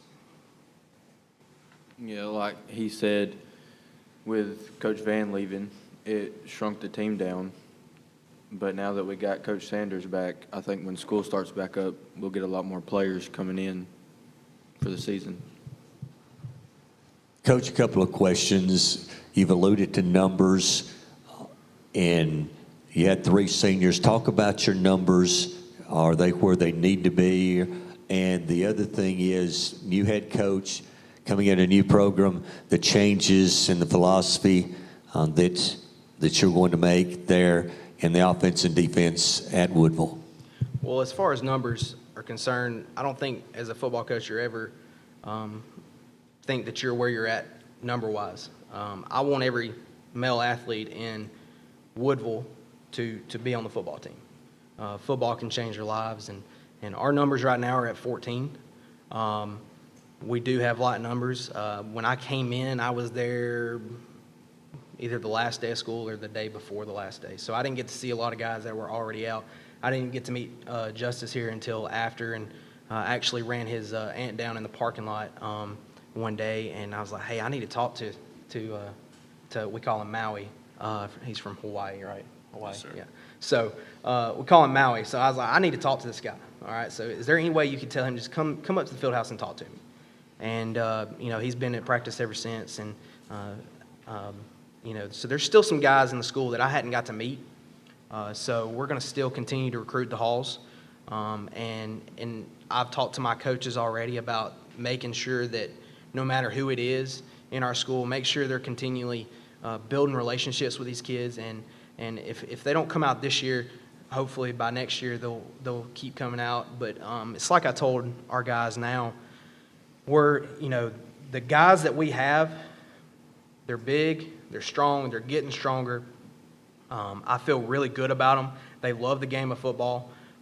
They've stuck it out through summer and worked their tails off. I've talked to them about basically they're the foundation. With every good house, there's a great foundation, and they're that foundation. And now we want to get some depth, obviously, and kind of find those 2x4s to kind of throw in there on that foundation. But the guys we've got, whether we get another guy or not, I feel very comfortable with what we've got. Obviously, we're going to have guys going both ways a lot, so we're going to have to do our end on getting in shape. And I talked to them actually yesterday at the end of workouts. It's got to be them too. This is their season, not mine. I'm just here to kind of facilitate and help them the best I can, and ultimately through their nutrition, their sleep habits, just how they take care of their body, making smart decisions on and off the field. We've talked about, making sure you're hydrated, making sure you're salting your food so you retain some of that hydration. Just little things here and there that we're helping them with and trying to, and basically it's on them. So they know that, they know what's expected, and I think they've been at that point before where they have a lot of guys play both ways. Even last year, they were very senior heavy last year, but they still had a lot of guys that played both ways. And our goal right now is to be the team that wins more than 5 games at Woodville. It's a team with very short history, 15, 16 years old of a program, and that's what these guys have talked about. They want to win more than 5. They're tired of the best being 5-5. So their work ethic is showing that day in and day out. They want to be the first team to host a home playoff game. And to win a playoff game. So that's kind of the goals that they've set, that we've talked about. And like I said, their intensity at workouts and their work ethic and drive is showing that. As far as the season goes, or you asked about offense, defense. Basically, we're going to be very multiple on offense and very multiple on defense. We're going to kind of base out of an odd front, but be very multiple on defense. Philosophy-wise, we want to be known for running to the football, like a lion after its prey. Knowing that if you don't catch it, you don't eat. That's the kind of mentality we want, no matter what. If you get knocked down, or if you slip and fall, you get up and you make a play. If you're a defensive tackle and it goes the other way, you're chasing it down because you never know when there's going to be a fumble or that guy cuts back right into you and you cause a fumble. So we're going to run to the football. We're going to be physical. We're going to be good tacklers. Every day we're going to work a tackling circuit and turnover circuit. And we're going to try to get the ball out. Offensively, we're going to be very multiple out of the gun. And we're going to do what is best for us. We're going to be very physical, run the football. Obviously, we're very lineman heavy and got some big guys. So we're going to run the football. But we also have a quarterback, Jackson Peak's younger brother, Sam Peak. He is going to be a 10th grader, and he can spin it pretty well for a 10th grader. So, we'll line Maui out wide a little bit with that height advantage, and we've got some other guys that we can throw out there too that we can throw the ball around. So, but we want to out-physical people. We want to be. I told them from the get-go that I want the teams that we play the night before or the night after to know they were in a war the night before. I want them to know that win or lose, that we were a very physical team. And I think if we can do that and cut down on our mistakes with turnovers and such like that, I think we'll have a chance to win a good bit of ball games. This is for the players. Last year, guys, Woodville won 5 games. That's the most in school history. Yes, sir. Is that motivation for you guys going into this season to win 6, win 7, win them all? Talk about the motivation after that season last year. Yes, sir. After last season, we really thought that with Coach Van that things were going to turn around, and I think that a lot of the guys that were there were really hoping the same thing. And going into this season, I think that it's really make or break for, us seniors, even though there's only 3 of us. Like, this is our last chance to really make our mark at our school. And I think that that's enough motivation for all 3 of us. Yeah, last year we had a pretty good season, and then going on to this year, I think we could be even better with Coach Sanders here now. Coach, you play in a jamboree. I know you open on the road at Ider on the 20th. Are you playing in a jamboree this year? No, sir. We play week 0 Okay. against Ider. That's right. Spring game, yes. Okay, so did y'all play in the spring? They played Pisgah. Okay, they did play Pisgah in the spring. Okay. All right, any other questions for the Panthers? All right, Coach Sanders and guys, we appreciate you being here. Good luck to Woodville this year. Yes, sir. Thank y'all.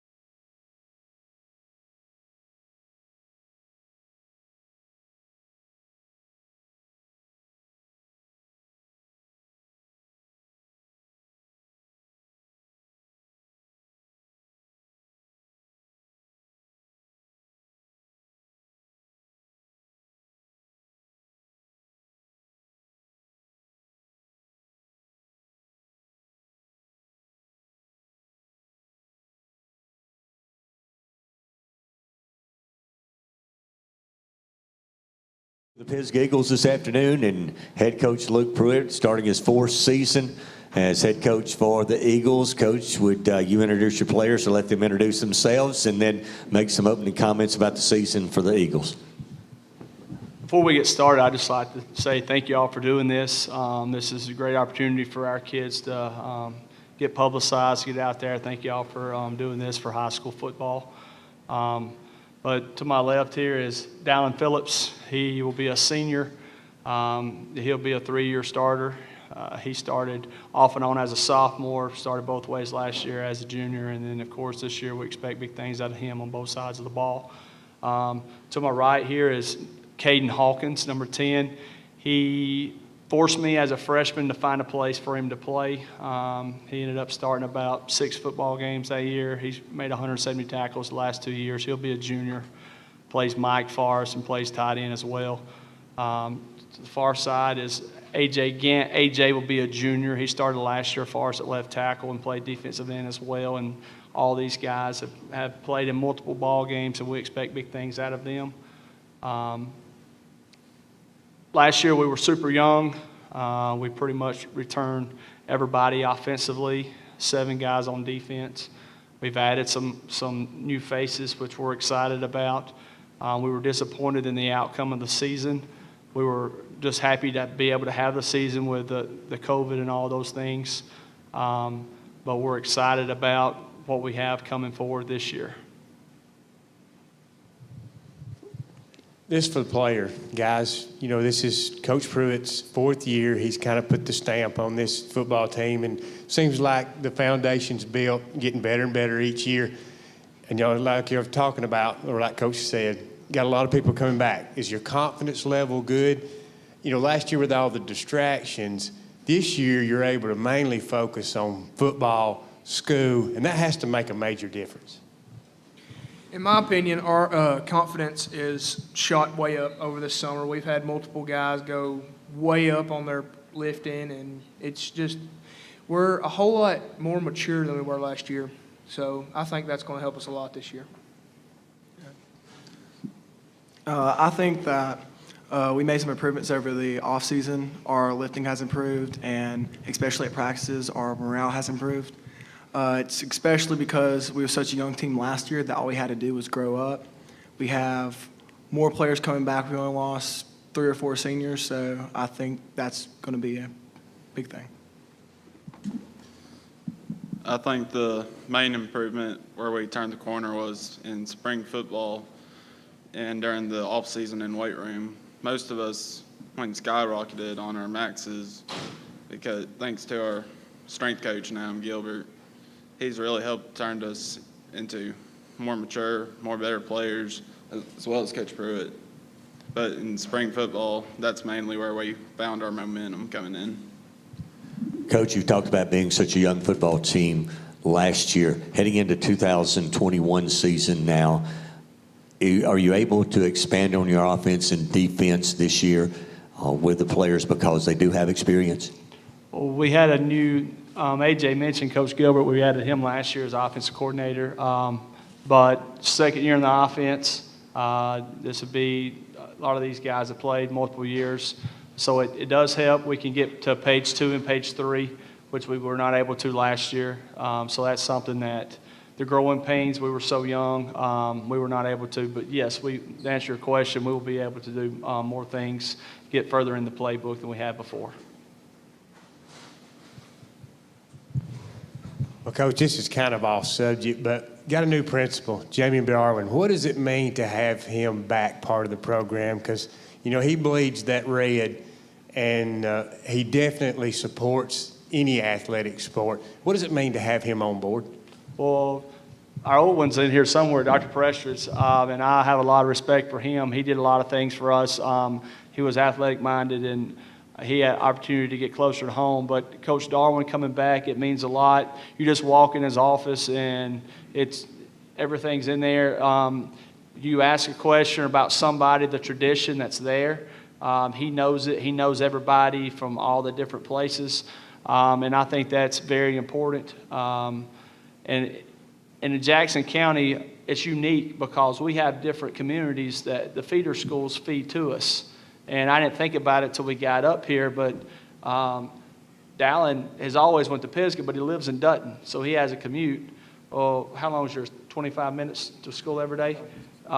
He lives in Flat Rock, so he had a choice to go to North Center here, and then AJ lives in Pisgah also. So it's a unique thing in Jackson County that we have the feeder schools that can choose. So we're actively recruiting our guys, and it always helps to have somebody that knows the community, and that's something that's important for our success or sustained success in the program.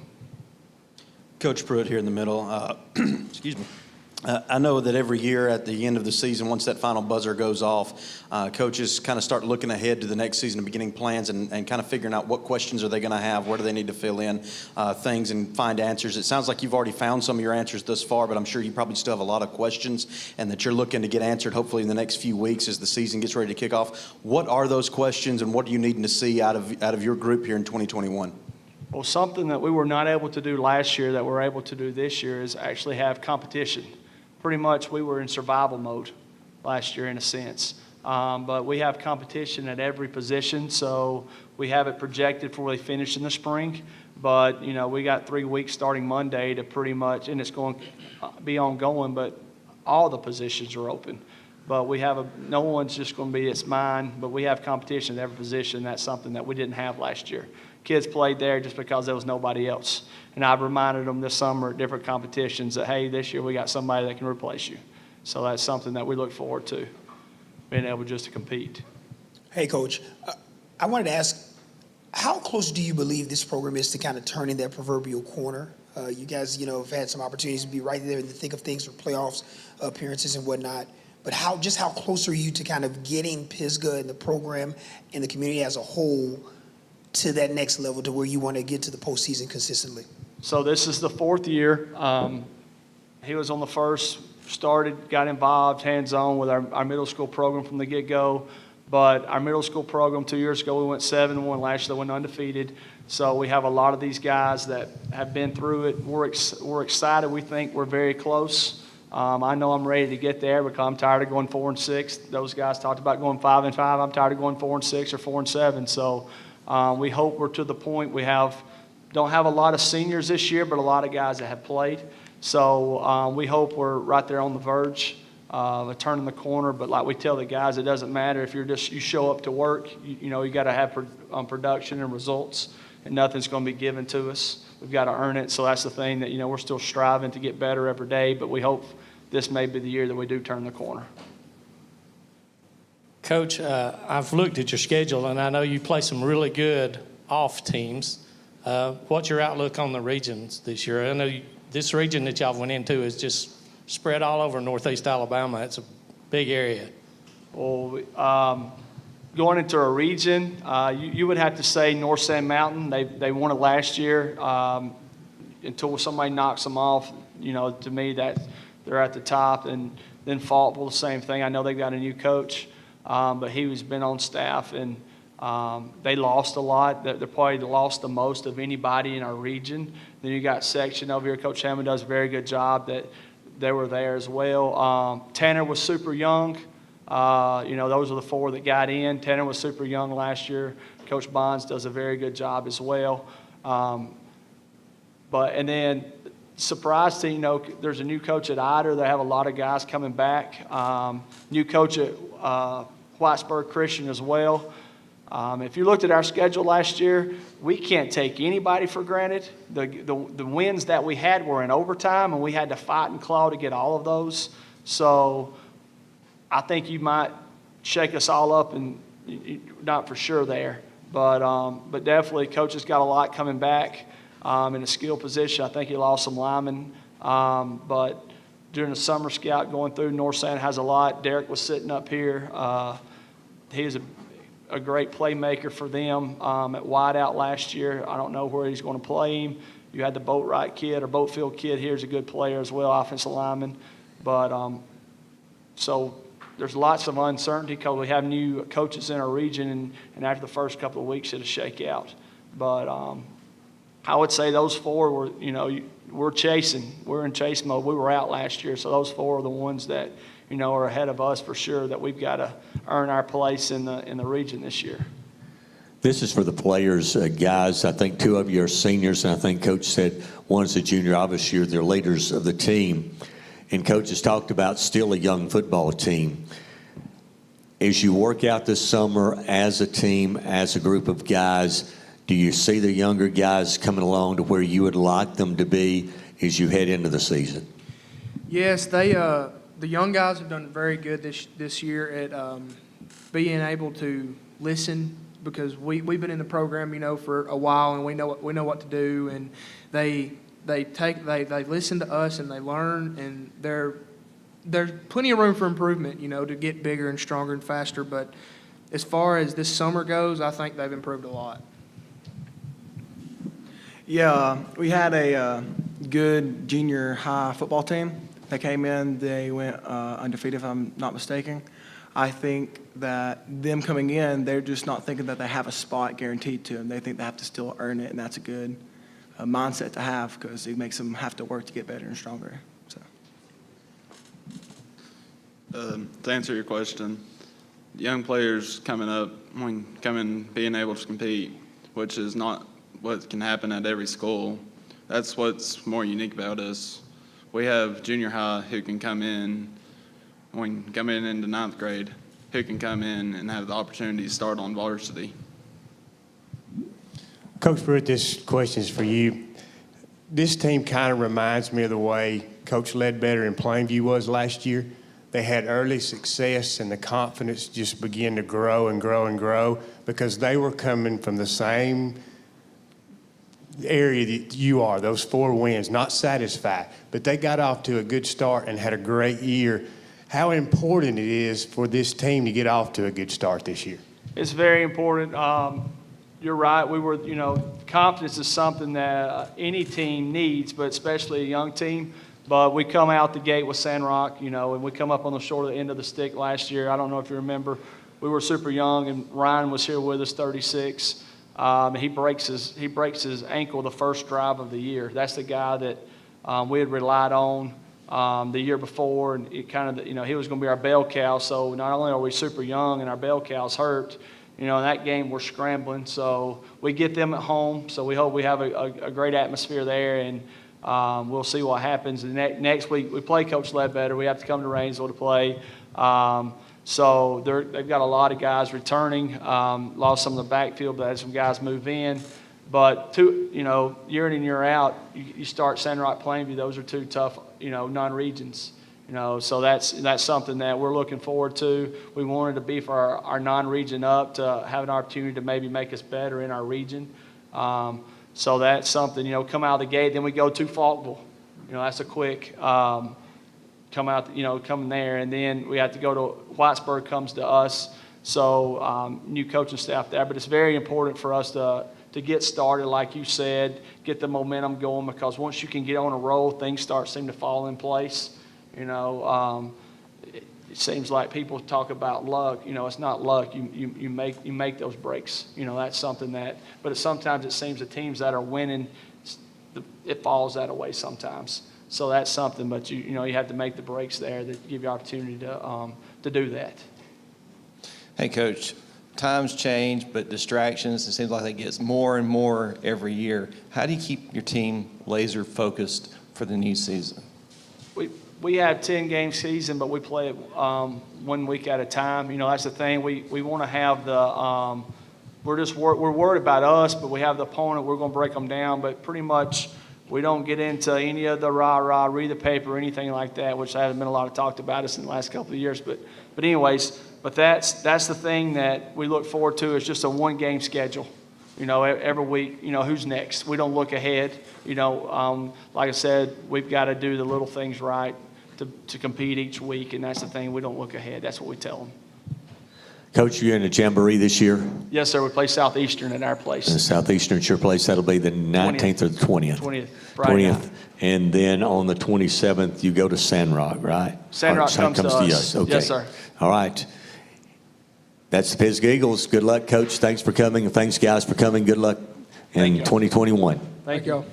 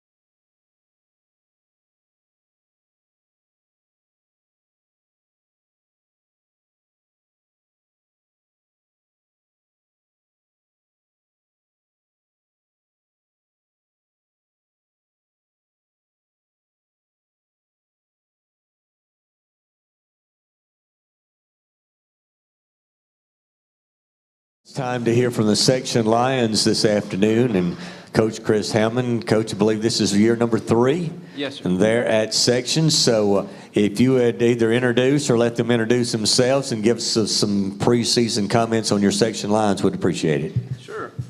I've got all seniors with me. Guys that's been with me since day one. Actually, two guys joined us last year. But these are leaders. We have Dominic Blair, number 6. He's our wide receiver, cornerback. Ethan Franks, middle linebacker, plays wing back. Drake McCutcheon's our running back, strong safety. Jacob Cooper is going to be our quarterback this year. We lost Jason. Need somebody to step up, and I think Coop's going to do a great job for us this year. Yes, sir. You know, we're excited to get back. It's hard to believe that summer's over. It's been pretty fast. But, you know, at least we got to have a summer this year. You know, last year with COVID and that, it was a setback for everyone. But had a great summer. Guys really done well in the weight room. You know, we got a lot of guys returning. A lot of these guys that first year was 9th and 10th graders, and we took a beating, and now they're seniors. So now it's, you know, hopefully it's their time to shine. So looking forward to our season. Coach, talk about your numbers. I know last year at this time the numbers were kind of low. You talked about these guys coming back. So how many starters do you have returning both sides of the ball, and your numbers? Yeah, numbers, you know, I think a sign of your program is how your numbers are. And that first year was at 14. Last year was at around 20, 21. This year we carried about 40 kids through summer. So that was some of the younger kids too. But, you know, we're probably going to have around 27, 28 kids on our roster. So that's, you know, we're glad to see those numbers getting better for us. You know, and that's played an important role. You know, last year, the first year we had injuries. We had 6 or 7 starters out at one time. And then last year, towards the end of the season, we had 4 starters get hurt, you know, so that depth, I think, is going to help us in that aspect. Well, Coach Hammonds, I was around your first spring, you know, and you said the numbers are real low, and, you know, we was wondering, you know, where is he going to go? But you've done an outstanding job. You've stayed with it. Now you're in year 3. The numbers are up. The interest is there. It has to feel good to you that the kids are responding, and your message, they're buying in. Absolutely. Yeah, it's a good thing, you know, and a lot of it's just consistency and hard work and showing kids you care about them and getting in there with them. So, you know, like I said, we had 14 kids that spring, and you watched us. We were pretty bad, you know, but the kids, they was coachable, and they listened and responded, and we got better. You know, last year, our goal was to make the playoffs. You know, Section hadn't been in the playoffs in 13 years, and we accomplished that. So that was a big thing for us, you know, and hopefully we can build on that this year. Coach just alluded to the fact that you guys made the playoffs for the first time in 13 years. Last year, you won 5 games, which the most that Section had won since, I think, 2014. This is directed to the players. Talk about the motivation on going into this year. He said this is your senior year, and I know you guys want to have a special season. Talk about that motivation in doing better than you did last year. I think a big motivation for us was having a lot of guys come back that had been in the program since Coach Hammond had got here. And like he said, the first year we kind of got bullied because we was younger, and this year we're kind of the older guys in the region, and then whoever else we play. So I think being older and stronger and faster is a lot of motivation for us to do better, to show the younger guys that they can also compete when they get up.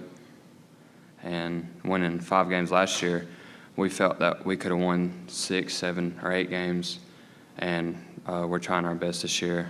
We're working really hard, trying our best to do that this year. I feel that our motivation came mostly from our coaches.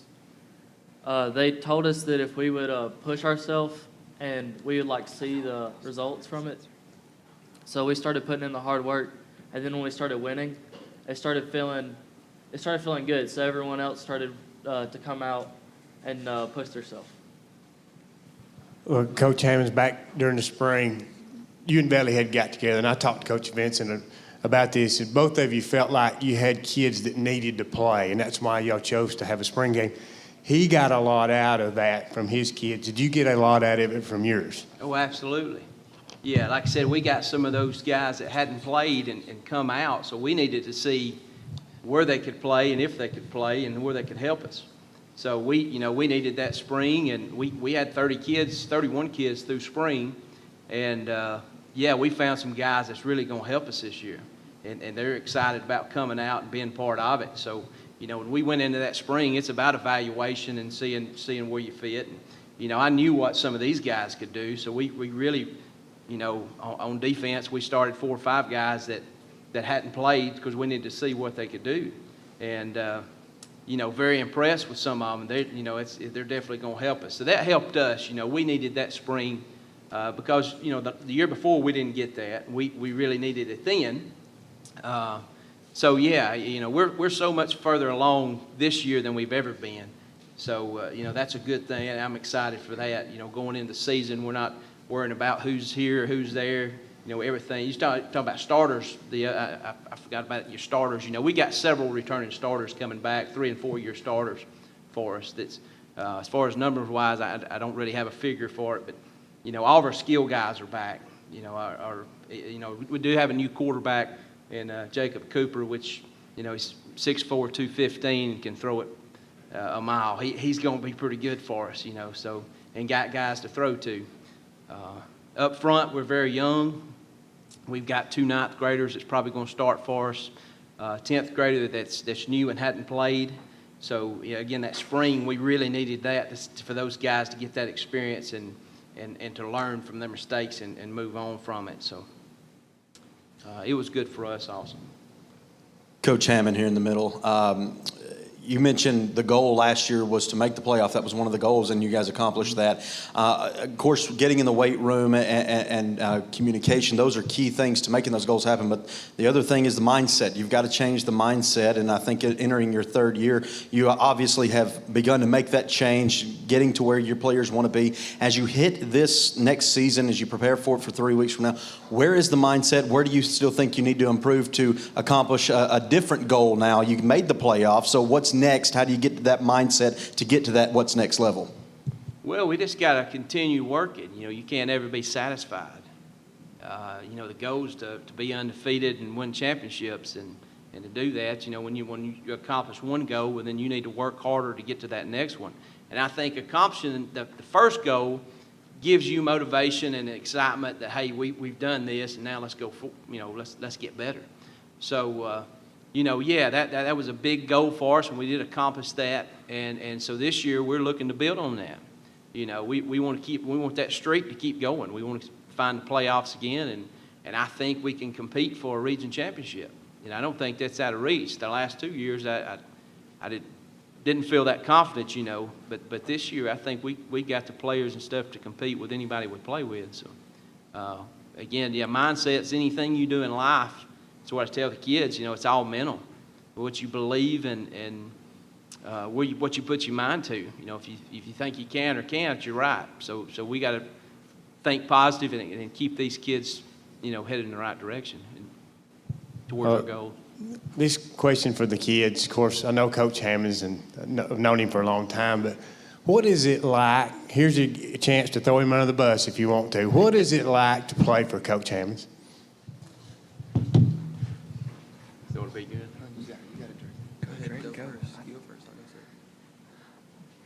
I really enjoy playing for Coach Hammond. He gets us in there, gets us to work hard, motivates us really well. And when I just started playing football last year, and he really showed me how fun football can be and how beneficial it could be. He's really shaped me into a better person playing football for Coach Hammond. Yeah, it's wonderful playing for Coach Hammond. You never really know what each day holds with him. He's a surprise, I promise you. But yeah, it's been great playing for him. He's really pushed me to be a better player, better person, better man, really. He's really helped me a lot, and I thank him for that. He's a really wonderful person and an even better coach. So I love Coach Hammond. Thanks, Trey. I feel like that with Coach Hammond here, I played before he came, and I really felt like a huge turn in the program whenever he got here. There was kids coming out wanting to play and not having to go in there and look for them.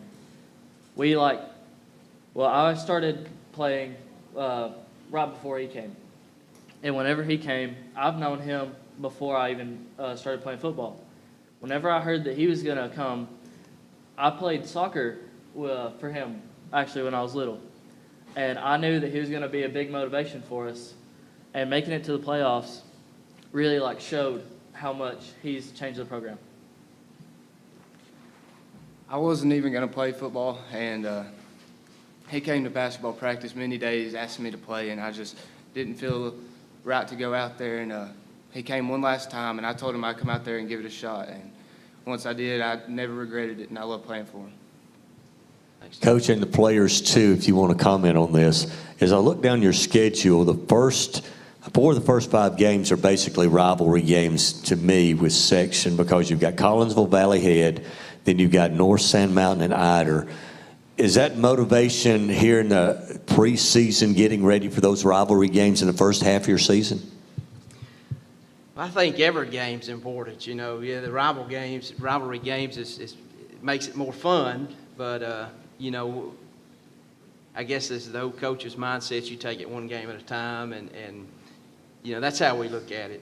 We want to go out there and compete and hopefully win every ball game that we go against. And then, early in the season, we've got the Valley Head game. That's important to me and special to me because I'm a Valley Head guy and played there, and it's fun. It makes it Coach Vincent's one of my really close friends, so it just makes for a fun Friday night. But like I said, when we go out there, we want to win every game we step on the field. So, whether it's a rivalry game or not, we still want to be prepared and go out there and play the best we can. You guys want to comment on that question? Okay. All right, Coach. I know you opened with Collinsville there, I believe, in the first game. Are you playing you played in the spring jamboree? So. No, we played in the spring, so we start Monday. Okay. All right, that's it for the section lines. Congratulations, Coach, on last year's playoff team, and good luck this year. Thank you. And thanks, guys, for coming. Thank you for having us.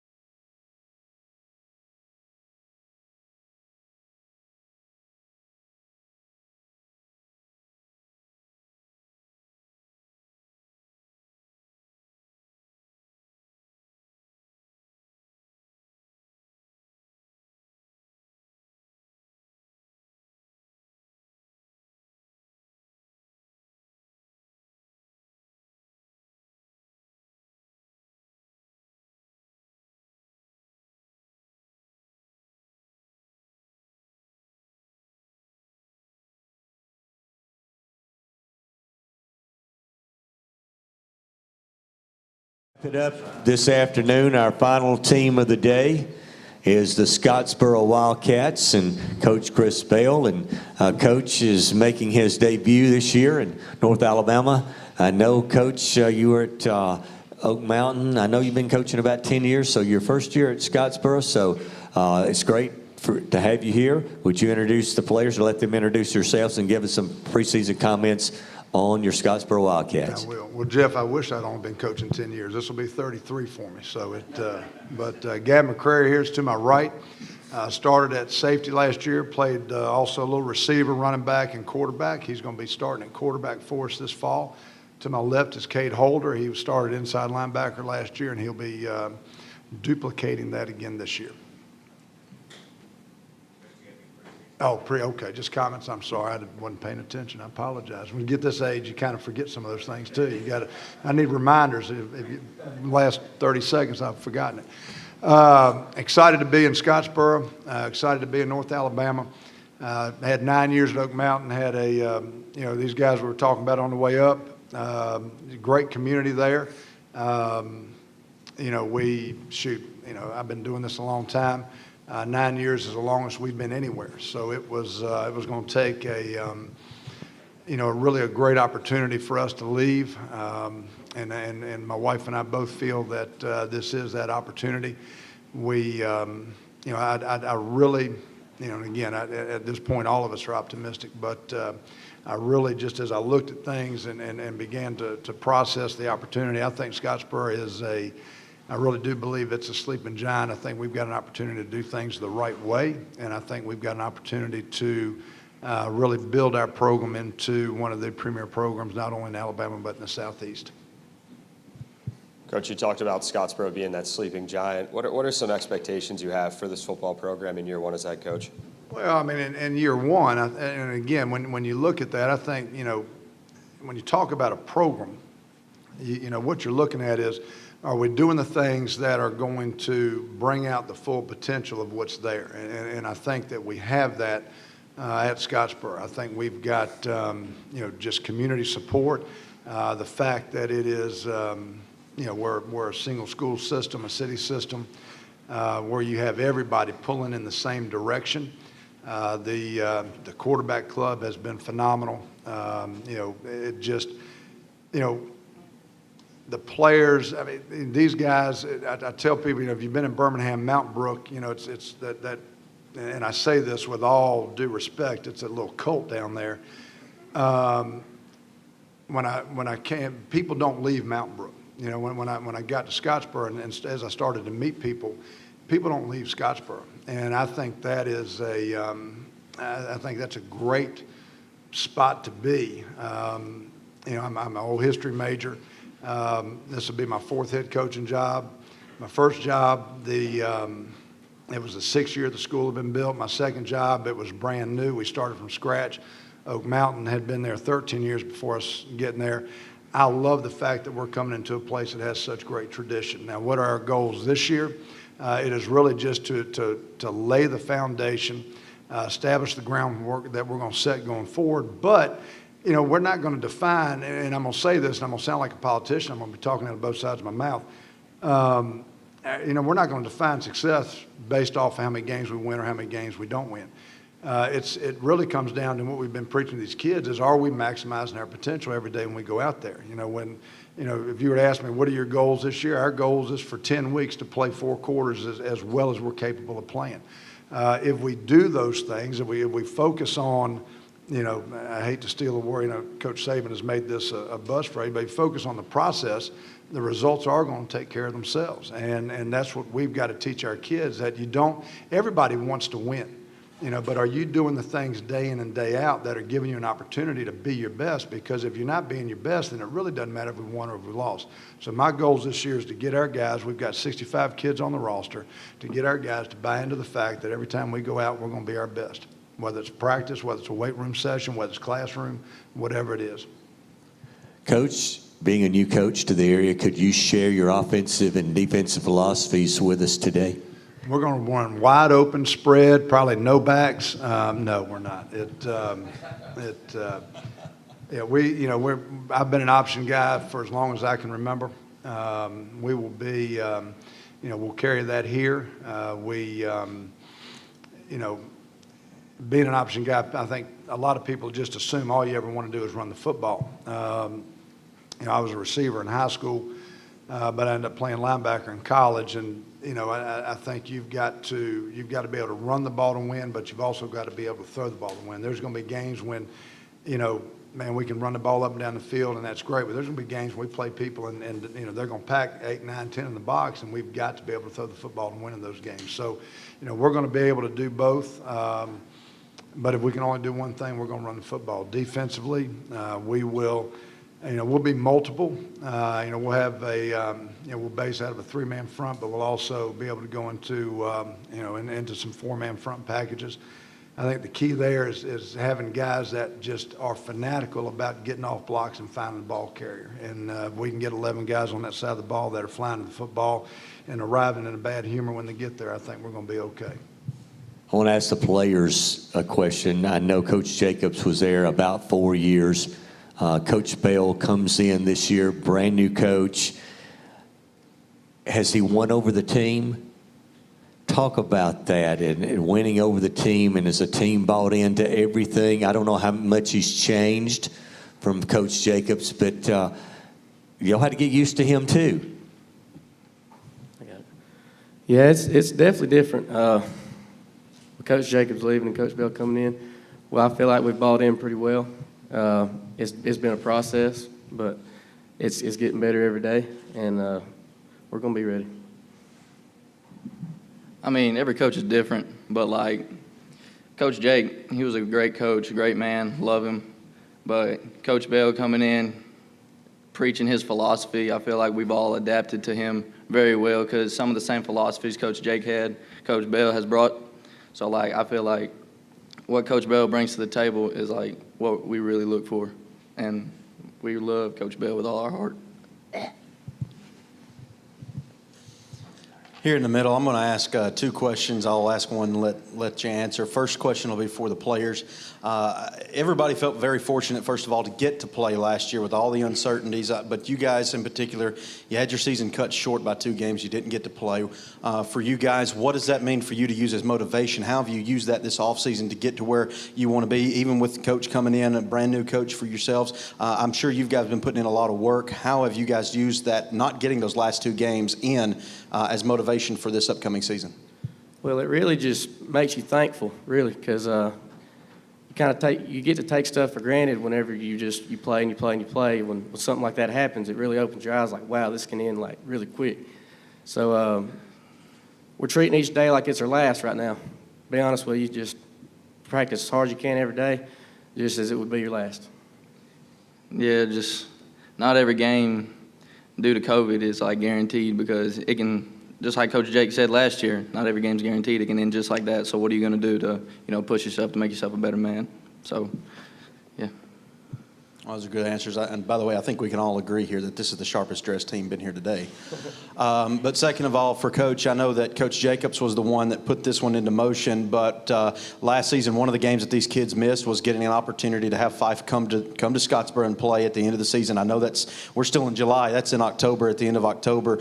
So it's looking ahead a little bit. But what do you think that game means for you guys to come to Fife and have a game of interest like that a lot of people have kind of thought they wanted to see for a long time, and then they finally were going to get it. COVID canceled it, but this year we hope to get it. What does that mean for you guys and just kind of be able to bring a big game of interest to Northeast Alabama?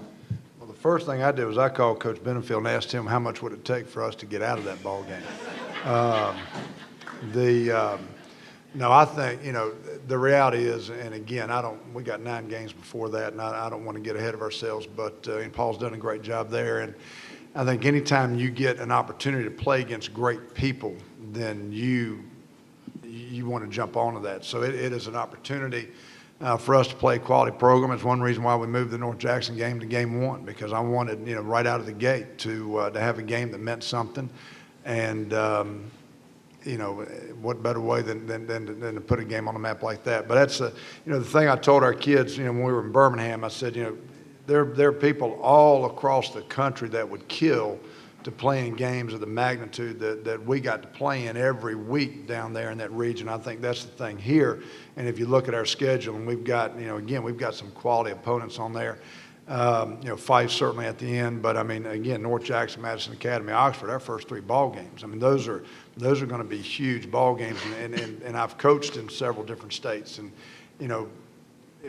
college coaching, recruiting, and you see, I mean, there are very few people. There's a lot of people that play high school football. There are not a lot of people that get to play in games that will get to play in, week in and week out. So it is it's fun. I think it's great for the communities. Again, I'm still beginning to feel my way through, just the culture up here in North Alabama with regard to how the communities, the rivalries within the communities. But I think it's one of the neat things. I coached in Georgia for 5 years, and people say, well, what's the difference between coaching in Georgia and coaching in Alabama? I said, well, understand this, and this was in 2012 when I came over. There were as many high schools playing football in the state of Alabama in 2012 as there were in the state of Georgia. Now, there's more people living in metro Atlanta than live in the entire state of Alabama. So you go figure that. But and the thing is, every community in Alabama, there are very few consolidated high schools in Alabama. In Georgia, a lot of those small towns, they consolidated into county high schools and whatnot. And I think that's one of the neat deals about our state is we've got those communities that still identify with those schools and certainly with the football program. So we're excited about that. But again, we've got 9 games in front of that we're awfully excited about as well. I want to piggyback off of that question Adam asked about the last game. I want to ask you and the guys about the first game. They moved North Jackson from the middle of the season to the first game. They call it the fiercest rivalry in North Alabama. You guys have experienced that. Coach has never experienced North Jackson in Scottsboro. How much motivation is that? Both you seniors, right? Your senior year opening against North Jackson, and I'm going to call them a hated rivalry because it is. They said it's the most hated rivalry, and you're shaking your head now. So if you'd comment on that, and then Coach comment on the fact now, look, I told them don't give them any bulletin board material now, so I don't need you leading them into that. Well, yeah, it's definitely – I think both teams play better that game than they do all year just because it's North Jackson versus Scottsboro. I mean, it's always intense, and we've never been beat by them. Well, we did freshman year, but we wasn't playing. But we don't plan on getting beat by them at all. Not even going to be close. Well, North Jackson week's always a special week. Just to give a little insider, every day we work out that week, we listen to the fight song that they play, just to give us just a little bit more hatred. Not hatred, because we respect them to an extent. Don't get me wrong, it's a rivalry. Everybody loves the rivalry. But at the end of the day, we're all football players. We all play the game, but it's just a game. Yeah, touching on that rivalry, at one time I covered Scottsboro football, and I just made a mild comment on the radio, and people from North Jackson about crucified me over it. So that's how intense it is. And, of course, Coach, you're going to find that out, and it's huge to start the season. But what I wanted to comment on is the kids dressed. Coach, do you want them to have a perception in the community like, kind of like you dress, how you play? Well, honestly, I mean, yes, we do, but we didn't come here. We weren't trying to make a statement when we came here. It's just, it's media day, and I felt like we needed to dress appropriately. But I think, the thing we've tried to get across to our guys is, really in everything that we do, I expect their best, and they ought to expect their best out of themselves and out of each other. So, we're always. People they're going to make judgments on us one way or the other. We need to do our best to make sure we're not giving them any reason to make a bad judgment on us. And I do think that, if there's a certain truth to, how you perceive yourself. It has a whole impact. And Coach Harmon just talked about it from section, whether you think you can and whether you think you can't, you're going to be right. And I think how we present ourselves, plays into that as well. One comment on the North Jackson rivalry. No, I've not experienced it yet. I will say this. I was at a little teacher social at the end of the school year, and there were some, I'm not going to say who this was, but there were some teachers who had been cheerleaders at Scottsboro.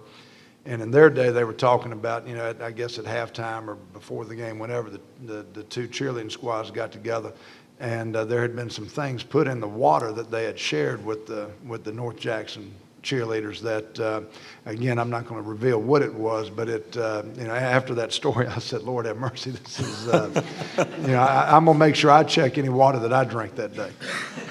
Coach, do you play a jamboree the week before? We do not, no. We played Huntsville in the spring. In the spring. So North Jackson will open up the season for Scottsboro on August the 20th. Thanks for being here. It's great to have you in North Alabama.